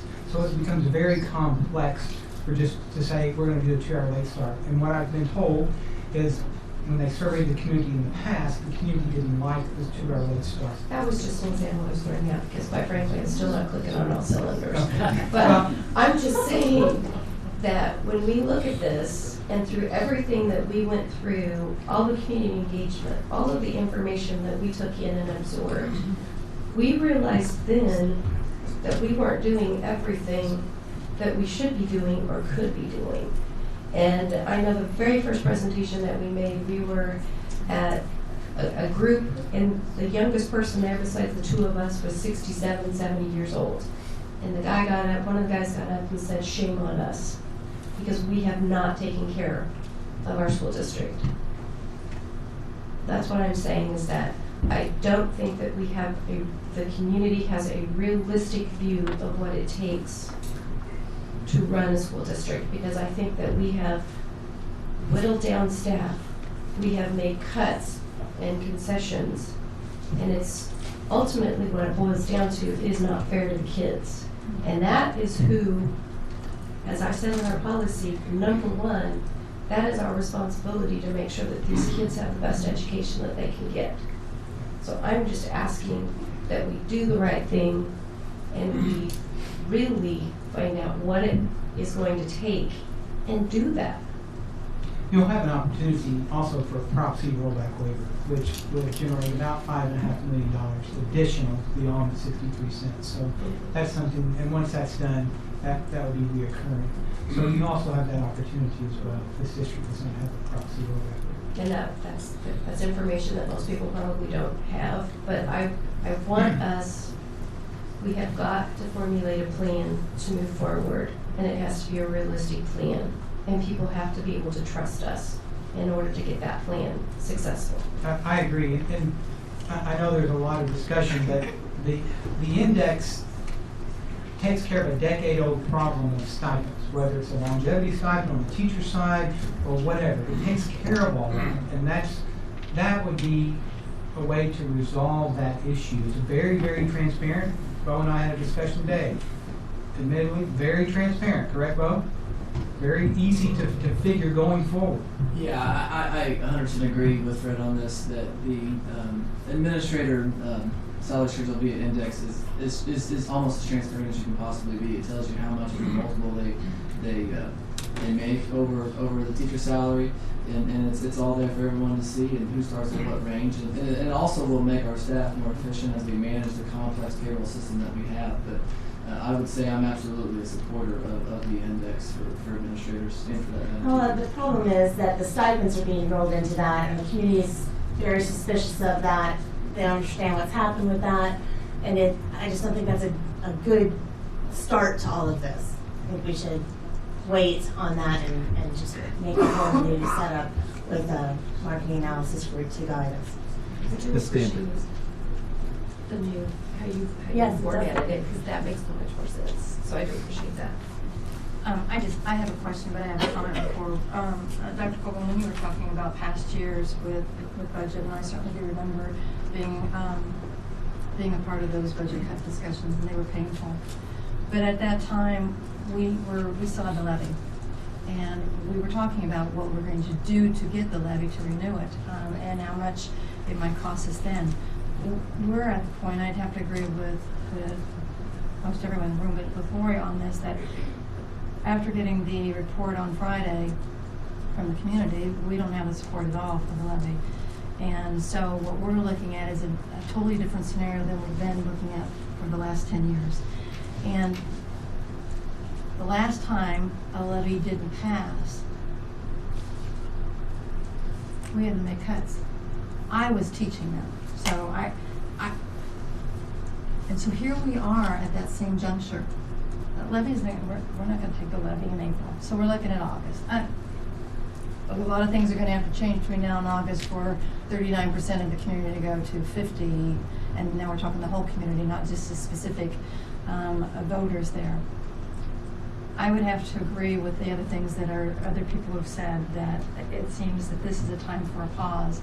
And it's not about not wanting to give salaries to teachers or administrators, but it's about being fiscally responsible. Any other questions, comments? Okay, we have a motion for 2% raise with STEP for all staff with the new teacher admin salary schedule. Debbie, please call the roll. Mr. Haggard, Yes. Dr. Cogan, Yes. Mrs. Hodges, No. Mr. Rucker, Yes. Mrs. Danford, No. Mr. Sneeden, Yes. Mrs. Prusman, No.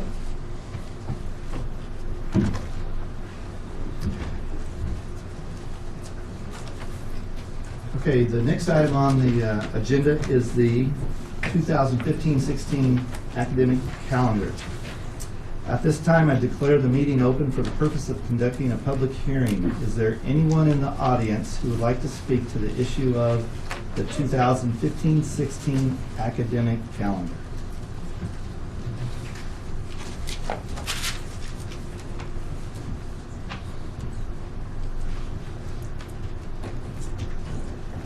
All right, seeing no one. Hearing no requests, I declare the academic calendar hearing concluded, and we now return to our regular agenda. Is there a motion to accept the calendar? So moved. Second. Any questions?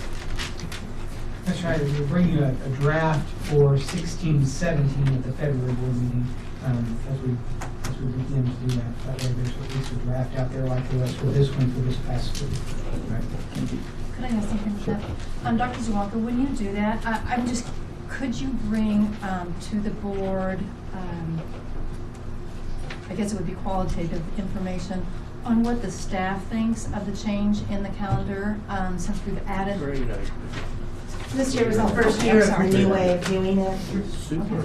So, since we added those extra minutes, and so we put the tutoring in their day instead of, that would be great. Sure. Thank you. We'll try to do a survey of that. Thanks, Okay, Nita. that would be great too. Mr. Chairman, correct me if I'm wrong. I left right before we got to this calendar. I could only be there 3 hours on Friday. I had to go to work.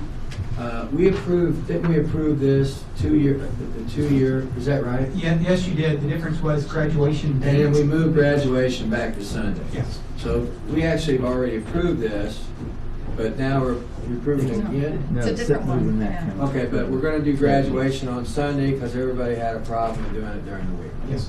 Okay, all right, I'm just clarification. Any other questions?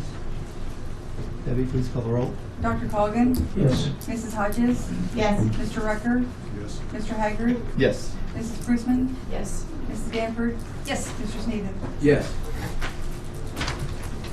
Okay, the next item is an update with OPA. We have Andy Condi here and Craig Cohen present from OPA. Okay, thank you, Dr. Zawalka. As I said, my name is Andy Condi. I'm the Vice President, Senior Vice President of Business Development, joined by my colleague Craig Cohen. Also here with OPA is Jeff Roberts. He's our area director. And Tanya McCray, everyone knows Tanya. She's our Director of Nutrition Services here at the district. Quick background on OPA. We are a family-owned business, been operating since 1978. We serve over 130 school districts in 4 states. We have 106 districts here in Missouri, 20 in Kansas. There are approximately 130 or 40-ish districts that contract with food service management in Missouri, and we have the leading share of that with 106 districts. Quick look at our map. Highlighted areas in green are all the school districts that they contract with. A little background on the on our contract and the process, of which many of you are familiar with. But the school lunch programs, school breakfast programs are USDA programs. They are governed by USDA. They're monitored by the State Department of Education, elementary and secondary education testing. The process in which a school goes to contract is strictly governed by USDA rules and USDA protocol. 2 years ago, a school district at St. Joseph voted to go through that bid process. is required by USDA. They held a pre-bid conference on August 12th. There were 4 companies that showed up for that pre-bid conference. USDA is very concerned about open and fair competition as part of this bid process. And the 4 companies that showed up, 2 companies submitted a bid, OPA and Aramark. OPA was the low bid, and the school district voted 6-0 to approve OPA's bid in September of 2013. And this is the chart, I think you're all familiar with it. OPA came, the first year of operation for OPA was 2013, and 14 we came in October of that year. You can see the deficit that we've run the prior years. Those numbers come from the State Department, they come from DESE. District reports numbers to DESE. DESE publishes those numbers in their ASB system.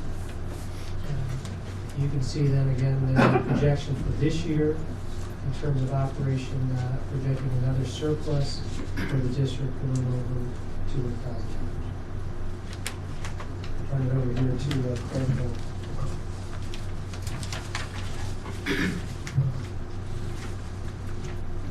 Okay, what's on this chart is the reason we selected these years is the 2011-12 years was the first year. So the chart on the far left that shows average daily participation. Breakfast is in blue, lunches are in red. That was the year before the Healthy Hunger Free Kids Act came into place. The Healthy Hunger Free Kids Act, which was put in place to provide healthier school meals for children at school, came into place in the 12-13 school year. And the results that St. Joseph School Districts experienced were very similar to other schools across the country. Lunch participation decreased significantly. Breakfast participation decreased a little bit. That is very similar to school district operated by their own staff, school districts operated by food management. Because we saw this kind of decrease in participation in other schools that we operated. Whether it was a political statement by students and their families, or whether it was the change in the food profiles, that is just what happened. So when we were engaged by the school district in September of 2013, our first mission was to stop the bleeding. And a lot of schools have continued to see participation decline in 2013-14 and beyond. So this is really, these new regulations, while they do provide healthier meals to children, there's fewer children that are choosing to eat those meals. So in 13-14, we pretty much stabilized the decrease in participation. Lunch dropped a little bit, breakfast increased a little bit. And as you can see in 14-15 year-to-date results, we've seen lunch participation start to tick back up. So we're reversing the trend, and that is a good thing. In breakfast, you can see that participation has increased dramatically, about 2,000 students per day. This is largely a result of the district and OPA partnering to provide universal breakfast, which is not a, it's a program not specifically run by the USDA, but it's a district decision to provide meals free of charge to all students regardless of income status, with the idea being if children will eat their breakfast at school, they're going to get off to a better day of school. And we have universal breakfast in about 25% of our school districts, and we started it about 3 years ago, and it's been just a tremendous boom to the well-being of the schools and the way the school day operates. So that is what participation looks like. Let's talk a little bit about the financial components. And I know somebody came up and was arguing about the specifics of how much was really lost in the past. We won't go there, but let me just talk just a little bit about how we were able to help the district turn around the financial results. really two component pieces. The first that you see in your package, which is different, this is one version old, we are achieving we're achieving the participation goals that we in the district set together as the bid process went through. So the school food service program really is going to be financially in the black or in the red based upon two things. One is how much revenue is generated based upon students paying for meals and federal reimbursement. So we're hitting the revenue numbers, if you will. Enough students are eating that the school district is experiencing the revenue level that we had anticipated. The other piece of it is how much the school is paying for meals. By our contract, it was in the RFP, in our contract, OPA charges a fixed price per meal for each lunch and breakfast. Different price for breakfast and lunch, but it's a fixed price. And so whether food prices go up or down, or we buy efficiently or inefficiently, the school district is locked in on the price. And we committed to 5 years of pricing in our contract. It goes up a little bit each year, but it is locked in. So if you see rampant food inflation like we've seen in the past several years, the school district is protected from that. That's our risk. So why the district is making a little bit of surplus is really simple math. The revenues are higher than the expenses. So the big question is, well, how does OPA do that? How can OPA run the program at a lower cost than a given school district? The biggest single factor is our strategic food procurement. We are buying food for 130 school districts. So we have much better purchasing power. And in fact, we deal directly with manufacturers of food. So we bypass the distributors, we bypass the state, and we go straight to the manufacturers for negotiating what food products and what price. And we have, if you take all of OPA school districts together, we have students that we equate roughly to the 13th largest school district in the country. And so we are on a lot of major vendors' top lists of people they want to do business with. And we can turn that into a more efficient program, a more cost-effective program for all of our products. It's not up on this chart, but it is in your paper copy. We partner with a lot of name brand food suppliers. So companies like Tyson, General Mills, Kellogg, Prairie Farms. Prairie Farms is a great example. St. Joseph School District used Prairie Farms before OPA got here, and we continue to use Prairie Farms. I mean, it's a premier dairy company in the state of Missouri. Our price for a carton of milk, Prairie Farms, was about 12% less than what St. Joseph School District was paying. And that's not because the procurement in St. Joseph was bad. It's just that we're buying about 170,000 cartons a day from Springfield Grocery, or from Prairie Farms, and therefore we can negotiate better rates on the parts of our school district. And that's how we can effectively get a fixed bid that works for you, and we can still make a little bit of profit at the same time. We also maximize utilization of the state commodity program. I won't get into that, but the state provides, through the USDA provides through the state free commodities to the school district. We work with the state of Missouri on behalf of all of our clients in the state to sort of do that in a better fashion, and therefore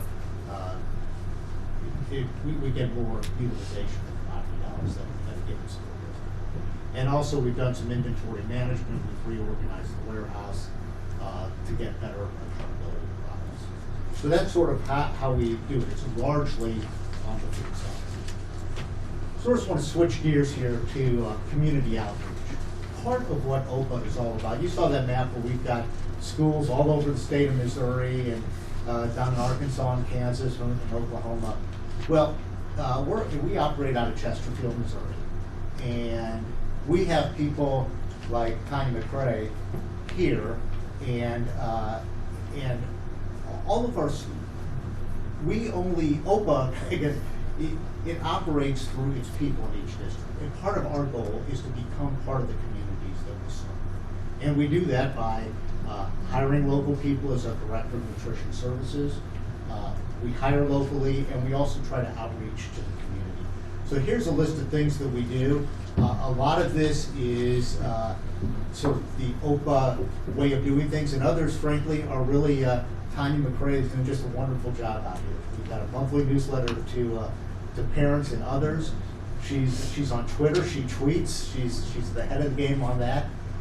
We provide staff treats to departments, office staff, Board of Education. Tanya's been on TV and radio a few times promoting the lunch program.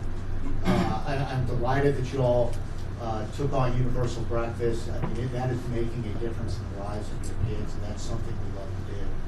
We do catering. Tanya's working on a program to try to be able to offer some work to the special education students. We participate in local health fairs.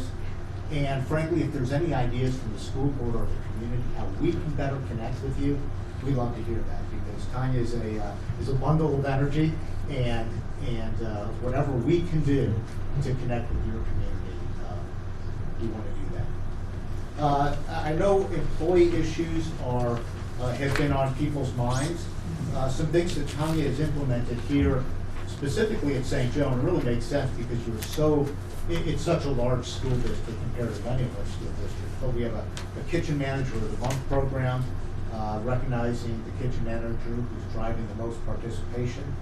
We have a kitchen of the year based upon overall performance, and something Tanya's implemented here is a mentoring program for new kitchen managers to help onboard people and help ensure that they are successful. We do hire locally. Tanya's a member of the community. She has a child who goes to school here. You may recognize somebody that looks like her that's part of your administrative staff. Our food and supply manager, Linda Schaefer, is a retired district employee who's come to work for OPA, and she's been a wonderful addition to our team. She's just been a terrific resource. We have a new regional director that we're going to be introducing onto the account, who graduated from Central High School, and he's excited about becoming part of the team here. And when we hire replacement employees, they are from the St. Joseph area. We're not bringing people in from the outside. Obviously, we do want our employees to be members of the community. The way our contract is written, the school sent out an RFP to provide management of the program, food, supplies. The district, other than the Director of Nutrition Service, the district chose to keep all of the employees on the payroll with a transition plan that as people leave the school district, OPA would hire whatever replacement employees were necessary. So for instance, if somebody decided to leave and we decided that kitchen they can do without an additional employee, we may choose not to rehire, and those savings go directly to the school district. OPA does not get anything out of that. If we do hire replacement employees, it's at competitive wages for other employees of a similar job outside of St. Joseph School District. We don't offer full health benefits for hourly employees like some district folks have, but it's competitive. And somebody's asking a question about wages. Our starting wage, so entry level server position would be $8.75 an hour, and we have people on the OPA payroll in St. Joseph making up to $16 an hour. So it's a pretty wide range based upon the level of experiences in that position. And again, any savings that occur from efficiencies that we derive or hour reductions, and actually hour reductions, pay rate differential, all of that goes to the school district. Because how it works is an employee comes off the school district payroll, and OPA charges the district the direct out-of-pocket cost of the replacement employee. And so if the district, if there's a difference to the good, the district is the beneficiary. One last thing. Talia, would you stand up? I'd like to congratulate Tanya McRae, your Director of Nutrition Services. She has been selected just last week as one of 150 directors across the entire United States, and the only director in the state of Missouri. So this was something you had to apply for, be accepted by the USDA, to attend the Produce Safety University coming up here in a few months. With the change in these new regulations that have come about, one thing that is good, certainly good in the schools, is much more fresh fruits and vegetables. I mean, gone are the days where everything came out of a can or was frozen. A lot more fresh fruits and vegetables, and the USDA is very concerned about handling those fruits and vegetables safely. So Tanya's going to be going to Produce Safety University. She's going to be learning best practices in terms of assessing quality, storing product, handling product, and then we'll be able to bring that knowledge back to benefit the students in the community of St. Joseph School. So Tanya.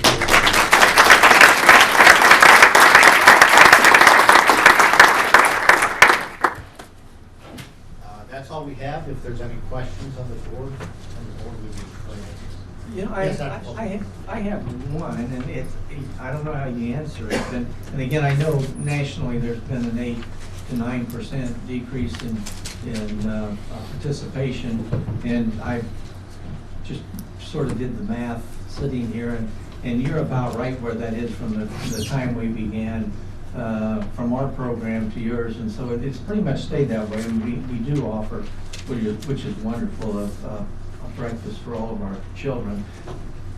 But I'm wondering how connected, and I'm sure, Tanya, you probably told us this, and sometimes you have to tell me something 5, 6, or 8, or 10 times before I finally hear it. But how do we connect with our youngsters? Because I really don't like seeing those numbers going down. I want to look at a chart and see that our participation at lunchtime is actually going up rather than down. I know you do too, because you get paid on the basis of how many youngsters, I suppose, are eating. But are you doing anything with our young people to communicate with them so that we might be able to somehow create with those fresh vegetables and fruits that we think our children and grandchildren should eat, that they don't think they necessarily need? How are we working with them to try to improve the number and increase the number of children wanting to eat our school lunch? Some of the things that we're doing, we look at the menus every month. We have different menu choices that are new, and we actually require our kitchen managers to sample products, possibly the week before. If we have a new item on the menu on a Thursday, the prior Thursday, we'll actually sample that item out. One new thing that we are going to start doing is we are partnering with 3 of your schools, and we really want to gear in not necessarily on, say, going out and helping with a barbecue for the school, but rather trying to teach the children about nutrition, new items, maybe different items such as even broccoli. I think my son, who's 8, just about a month ago, actually tried broccoli. So doing things like that to actually get them to try. We already offer a lot of the fruits and vegetables, but to get a 2nd grader or a 1st grader to actually try the item is very hard to do. So we do a lot of sampling, but I think a key is education. And I think the relationship that we have with the administration, they have been so helpful and helped us so much. One example would be Scape, and the principal met with some of her principal, or with some of her parents, and one issue was ranch dressing, and they wanted to try a different ranch dressing. But it's the communication and knowing what the children want and what they like, and we take a look at participation each day to see how it goes. And those items that the children like, we try to bring back to the menu. But then again, we also want to introduce new things that they might like. So we are involving the children in terms of getting them the opportunity to tell you, hey, I like this, or hey, I don't like this. Right. We do. We also have a website where you can also go to do comments. And sometimes we do surveys in classrooms, things like that. And if you have any ideas, we're so open to those ideas. We want to get to the kids as much as we possibly can. And I know there are more ways that we can do it if we can just come up with those ideas and get to where we need to be. But I especially want to say thank you to your administrators, because I couldn't ask for a better administration than what you all have, because they are a huge part of this success that we have. Mr. Sneed. Yeah, I got a suggestion for you. That may sound crazy, but you know, I'm involved in Olympic sport. I'm a weightlifting coach, but I think it would behoove our coaches, especially at the top level in the high schools, to get with you about nutrition, recovery, which is very good for recovery, nutrition, and maybe even get some dietary recall, some information on their athletes, and it could be the band too, and other activities. Find out what those kids are eating, and then find out when they're at their very best and what they ate, you know, leading up to that. But the fruits and vegetables, that's critical for recovery. So maybe Mr. Flowers can get with you, and maybe we can talk or send an email to the coaches and let them know how important it is for their athletes or upcoming athletes to have a better diet, and they'll find out that those performances will get better. That's a great idea. Brad, I have questions. Yes.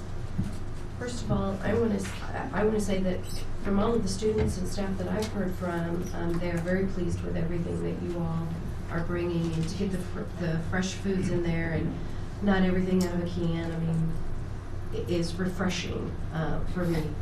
I just have some simple questions. The numbers that you've kind of given us, is there a state reporting system that you all do? Is that like a monthly thing, report that you prepare, or how does that work? The school prepares a report to the state on an annual basis. On an annual basis, so that's not a monthly thing that... Right, monthly they're reporting meal counts to the state for reimbursement purposes. But Fred, unless I'm wrong. Yeah, just an annual, yeah. Just And an it usually annual. goes, yes. Okay, all right, and then someone in our district is on it? Yes, yes. And it's also our reporting for food service is part of the annual secretary to the board report, which is prepared in the business office. That's what I think Andy had mentioned. Okay. And you've got the participation numbers, and you think that, I think the initial thoughts of the reason that the numbers were declining were because kids weren't used to eating the foods that they were. And I remember at some point somebody saying that they wanted their chicken nuggets and the cheesy potatoes. Have we sort of worked through that? Tanya can answer that better than I can. Last year, we had a lot of product that we had to use. The It commodities? was commodity product.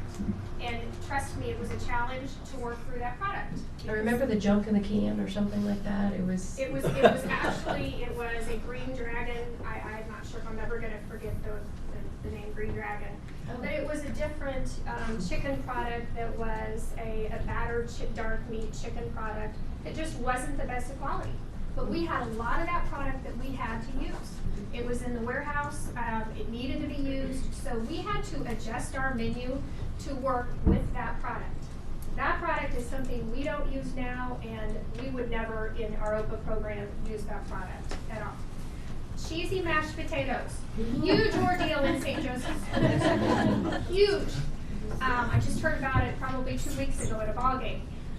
The cheesy mashed potatoes, we were able to bring back. We did. We worked very hard. It took us 2 to 3 months to bring those back. However, with the HHFKA guidelines that did just change, we cannot serve those because of the cheese in the potato. So we can no longer do that. They don't. So we have to take it away again? It's gone. It has not been. It's been gone. We have not served it this year. So we tried every which way with our dietitians to come up with a way to be able to serve cheesy mashed potatoes, and we simply can't do it. But we worked extremely hard, and we're able to do it for a while. So we are listening, and we do listen to the kids. and do what we can to try to, you know, get them what they want or whatever it might be. And kitchen managers too, they have a lot of valuable information. They know what their children will eat, and we are listening to them. It may take us a little bit of time, but we do our best to meet their needs. Well, I know when you all came, and this was before I was on the board, but I came to the work sessions where you guys presented, where they had presented. And a good friend of mine, Tina Zubek, who passed away recently, but she worked for Platte City School District for, it seemed like 100 years, but I called her and asked. And she said one thing that they do down there is that their student councils or a group of kids actually get together and they do like a little survey and then they make suggestions. And she said that the kids just really loved doing that. And that also just kind of gave them a bit of ownership to it. Sure. So that's And just, we do some of those. okay. And then do we have a current number?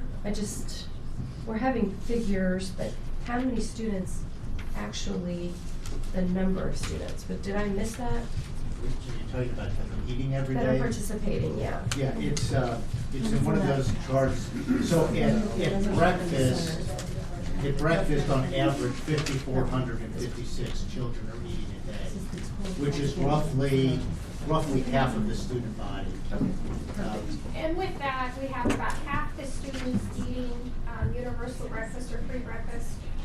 And we're not stopping there. We're going back. We are, for probably about the 5th time, reevaluating numbers in every school and striving to reach at least 60 to 65% of the students eating breakfast. So we still have a lot of room there, and that's not even touching middle and high school. Middle and high school kids are hard to touch when it comes to breakfast. So we just started at Lafayette Breakfast in the Classroom. We picked up 120 kids a day. I think there is also an opportunity there for a second chance breakfast, which means between first and second hour. If there is a lag time or there's time for kids to grab a bagged, a breakfast sandwich or a bagged meal. So if somebody came in tardy or had a doctor's appointment and they missed the time, then you're giving them that extra opportunity. We will work with administration to try to find avenues. If we have to take the food other places, that's what we'll do. So that's what we'll be working on in January and February. Okay. So then with the students, Rick came to us, was it last month or the month before, talking about the kids with large balances? Yes. So how does that work? We still are paying for that. So Yeah, the balance is where we have students who are not paying for those meals. Those are on the school district. Those are not on OPA because that is on us. Okay. Now, we highly encourage those students to fill out free and reduced lunch forms because if they can't afford the lunch meal, then they should be qualifying for that. Yeah. And I know when I worked at Hyde, we used to discreetly put it in an envelope and we would send it with a note. And usually if they got to a certain balance and just said, you might want to consider. And I know that we had a lot of people fill them out at that point because you never know, people are in a different place when first day of school starts, something happens. You just never know where they are financially and you may just want to put that out there too. One other thing that we're doing in regard to the low balances, we haven't gotten it started yet, but we're going to be using, I believe it's called Alert Now. Rick and I are working together to be able to send out a message when a balance reaches a certain level. So hopefully that'll help as well. And then compared to other years, we do not have the deficit that we had previously with those unpaid balances, correct? Correct. We're projected to finish the year at a profit of $441,075.64. Okay. And then we're talking about the free breakfast, and I think it's an absolutely wonderful idea, and I'm so glad that we're doing it. But when it comes down to it, do you have a breakdown if those are kids who are in free and reduced, or are the kids who could pay for it, are they participating in that do you have, is there any way of breaking that down so that we know that We what can the get you that demographics are? information. We have that information, and it is broken down as far as whether they're free, reduced, or full pay. Okay. So, and that's how we go to market and how we look to see where, excuse me, to you know, where we can go to try to make the biggest impact, which would be the schools that have the highest free and reduced rate. That is where the district can gain the most money. So that's where we start. Okay. Now, my next question is, how many employees in the nutrition services for the SJSD, and how many of those are OPA employees? Do you have a breakdown of how many we are responsible for and how many Sure. OPA? Currently, there are 87 district employees. There are 38 OPA staff members, and there are 24 substitutes. And the substitutes The are? substitutes are cooks, and they're not actually placed in a school, but they may go, just depending on where we have absenteeism for the day, they're not placed, they go from school to school. Okay. Are those full-time, part-time? They would be part-time. They might work, they're not guaranteed hours, they may work 3 hours a week, they might work up to 28 hours per week, depending, especially during flu season, they will most likely be working 28 hours. You're talking about the substitutes. The substitutes. The other employees, are they full-time, part-time? Of the 38 OPA employees, it varies. The most probably that an employee would work would be a 3-hour shift in one day, so 15 hours, up to 28 hours. So no full-time? No full-time. And for the district? Max hours would be 28 hours. And our district employees, are any of them full-time? Most of them would be full-time. All right. And so the employees that we have here in St. Joe, the ones that, and I think you took what would have been Martha Myers years ago, and then Robin Rhodes, and I think, so now you have that position. Are there other staff that we have that do the paperwork and those sorts of things? Sure. How many of those do we have, and where are they, where do they work out of? Linda Schaefer, actually my entire staff now works out of the warehouse. We're on Fair Street. So everybody's at the warehouse? Yes. Linda Schaefer works with me, and Amy Flynn, as well as I have 2 other ladies, Julie Edwards and Stacy Huff, that also work with me. So all 4 of them and yourself work out of the Correct. warehouse? Okay. Thank you. I have a question. When are the breakfasts served? What time can the kids get breakfast, as opposed to what time the school starts? It's gonna vary school by school, and basically the administrator would have to do with that. So, it would be across the board. So I can. Do they get there early to eat breakfast, or do they not eat until school starts? Some start earlier, and some, the buses come in, they come directly and get a bagged meal and go to their room. So we tried to do it all the same way, say in every elementary. It didn't work. It simply did not work. With buses coming in at different times, I was just out at Oak Grove the first day back, and while I was there, we had a couple of buses coming in, and it's time for school to start. So in talking to the principal, we've got to come up with a solution, which is give them a bagged breakfast and let them go ahead and head to their room. So they eat in the room while class is going on? They have about 10 or 15 minutes in some cases, or it is a specific time. I'm not quite sure what they call that time, to where it's the first maybe 20 minutes where they all get situated, that type of thing. And they're doing the attendance and other things like that? Yes, and it would just, again, it's going to vary from school to school. Every school, it's just different. So principals listen to the feedback from the teachers and you develop a plan that works for them. Yeah. And some of them like it, having it in the room, and some of them don't, Yes, right? correct. But you're gonna start working on the high schoolers, trying to get them, because, I think the middle school and the high school, I agree with you, there's gonna be harder to get them. A perfect scenario would be in a middle school. When they come in, they go to the gym. They don't go to a cafeteria. The cool place to go is the gym and not to touch the cafeteria. So what we need to do is we need to get the food to the gym, but then you run into the mess you know, that type of thing. So you have to have a lot of buy-in, and it takes a lot of people to really try to get something like that to work, so.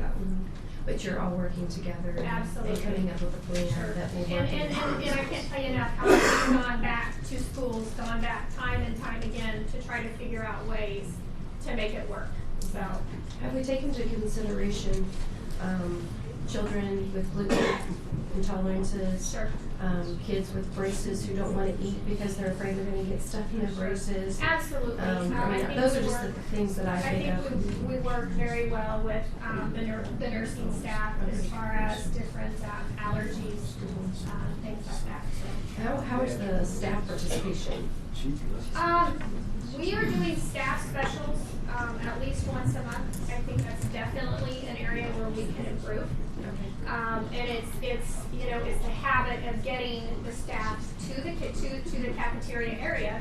But you also take a school like Central where it's so large, and maybe the staff doesn't have enough time to get down. We have a great salad bar, but to get down there to make the salad, get back to where they need to be. So we do have a new idea of some grab-and-go salads that we're going to be trying soon. So we'll see if that'll help us out as well. Very good, thank you. All right, thank you very much. Appreciate all your time. Thank you.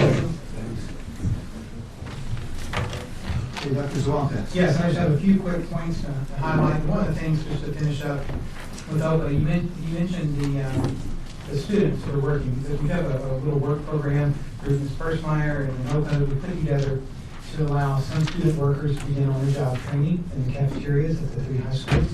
So that is beginning, and they're employees and being paid, and it's really neat to see the special needs students being able to learn those trades. Ms. Boyer mentioned this morning in our meeting that Hyde Elementary announced today that they have an increase in attendance of 5%. So way to go, Ms. Boyer. That's a huge accomplishment for things that they're doing. Hyde Humboldt has a new greenhouse. It went up right before spring, or right before the winter break. And thanks to a grant from Heartland Foundation and volunteers from Home Depot, Humboldt will use that greenhouse to provide food to the community, including vegetables like radishes, carrots, peppers, tomatoes, potatoes, onions, that sort of thing. Benton has a new gym floor that has been installed. It's not a new floor. They've sanded it down. It looks very good. The kids are playing on it now. But I want to give a shout out to Roger Maple, who's a teacher at Hilliard Technical School, that he helped design the logo, or helped with the logo. So really proud of him, and he was instrumental. He's in a that. Benton grad. Good man. Central, congratulations to their marching band. If you didn't notice, they represented our district very well at the Citrus Bowl in Orlando over the break.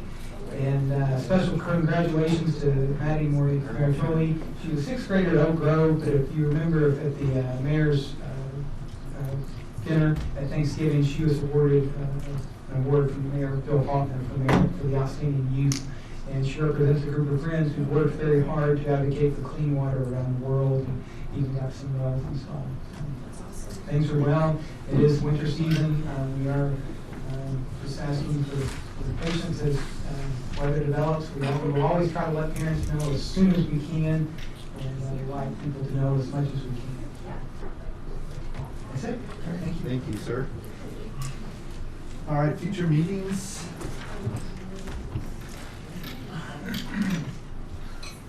Any questions on those?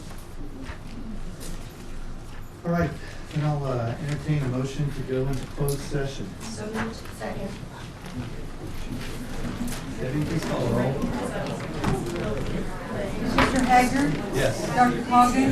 Yes. Mrs. Hodges? Yes. Mr. Rucker? Yes. Mrs. Danforth? Yes. Mr. Sneeden? Yes. Mrs. Christie? Yes.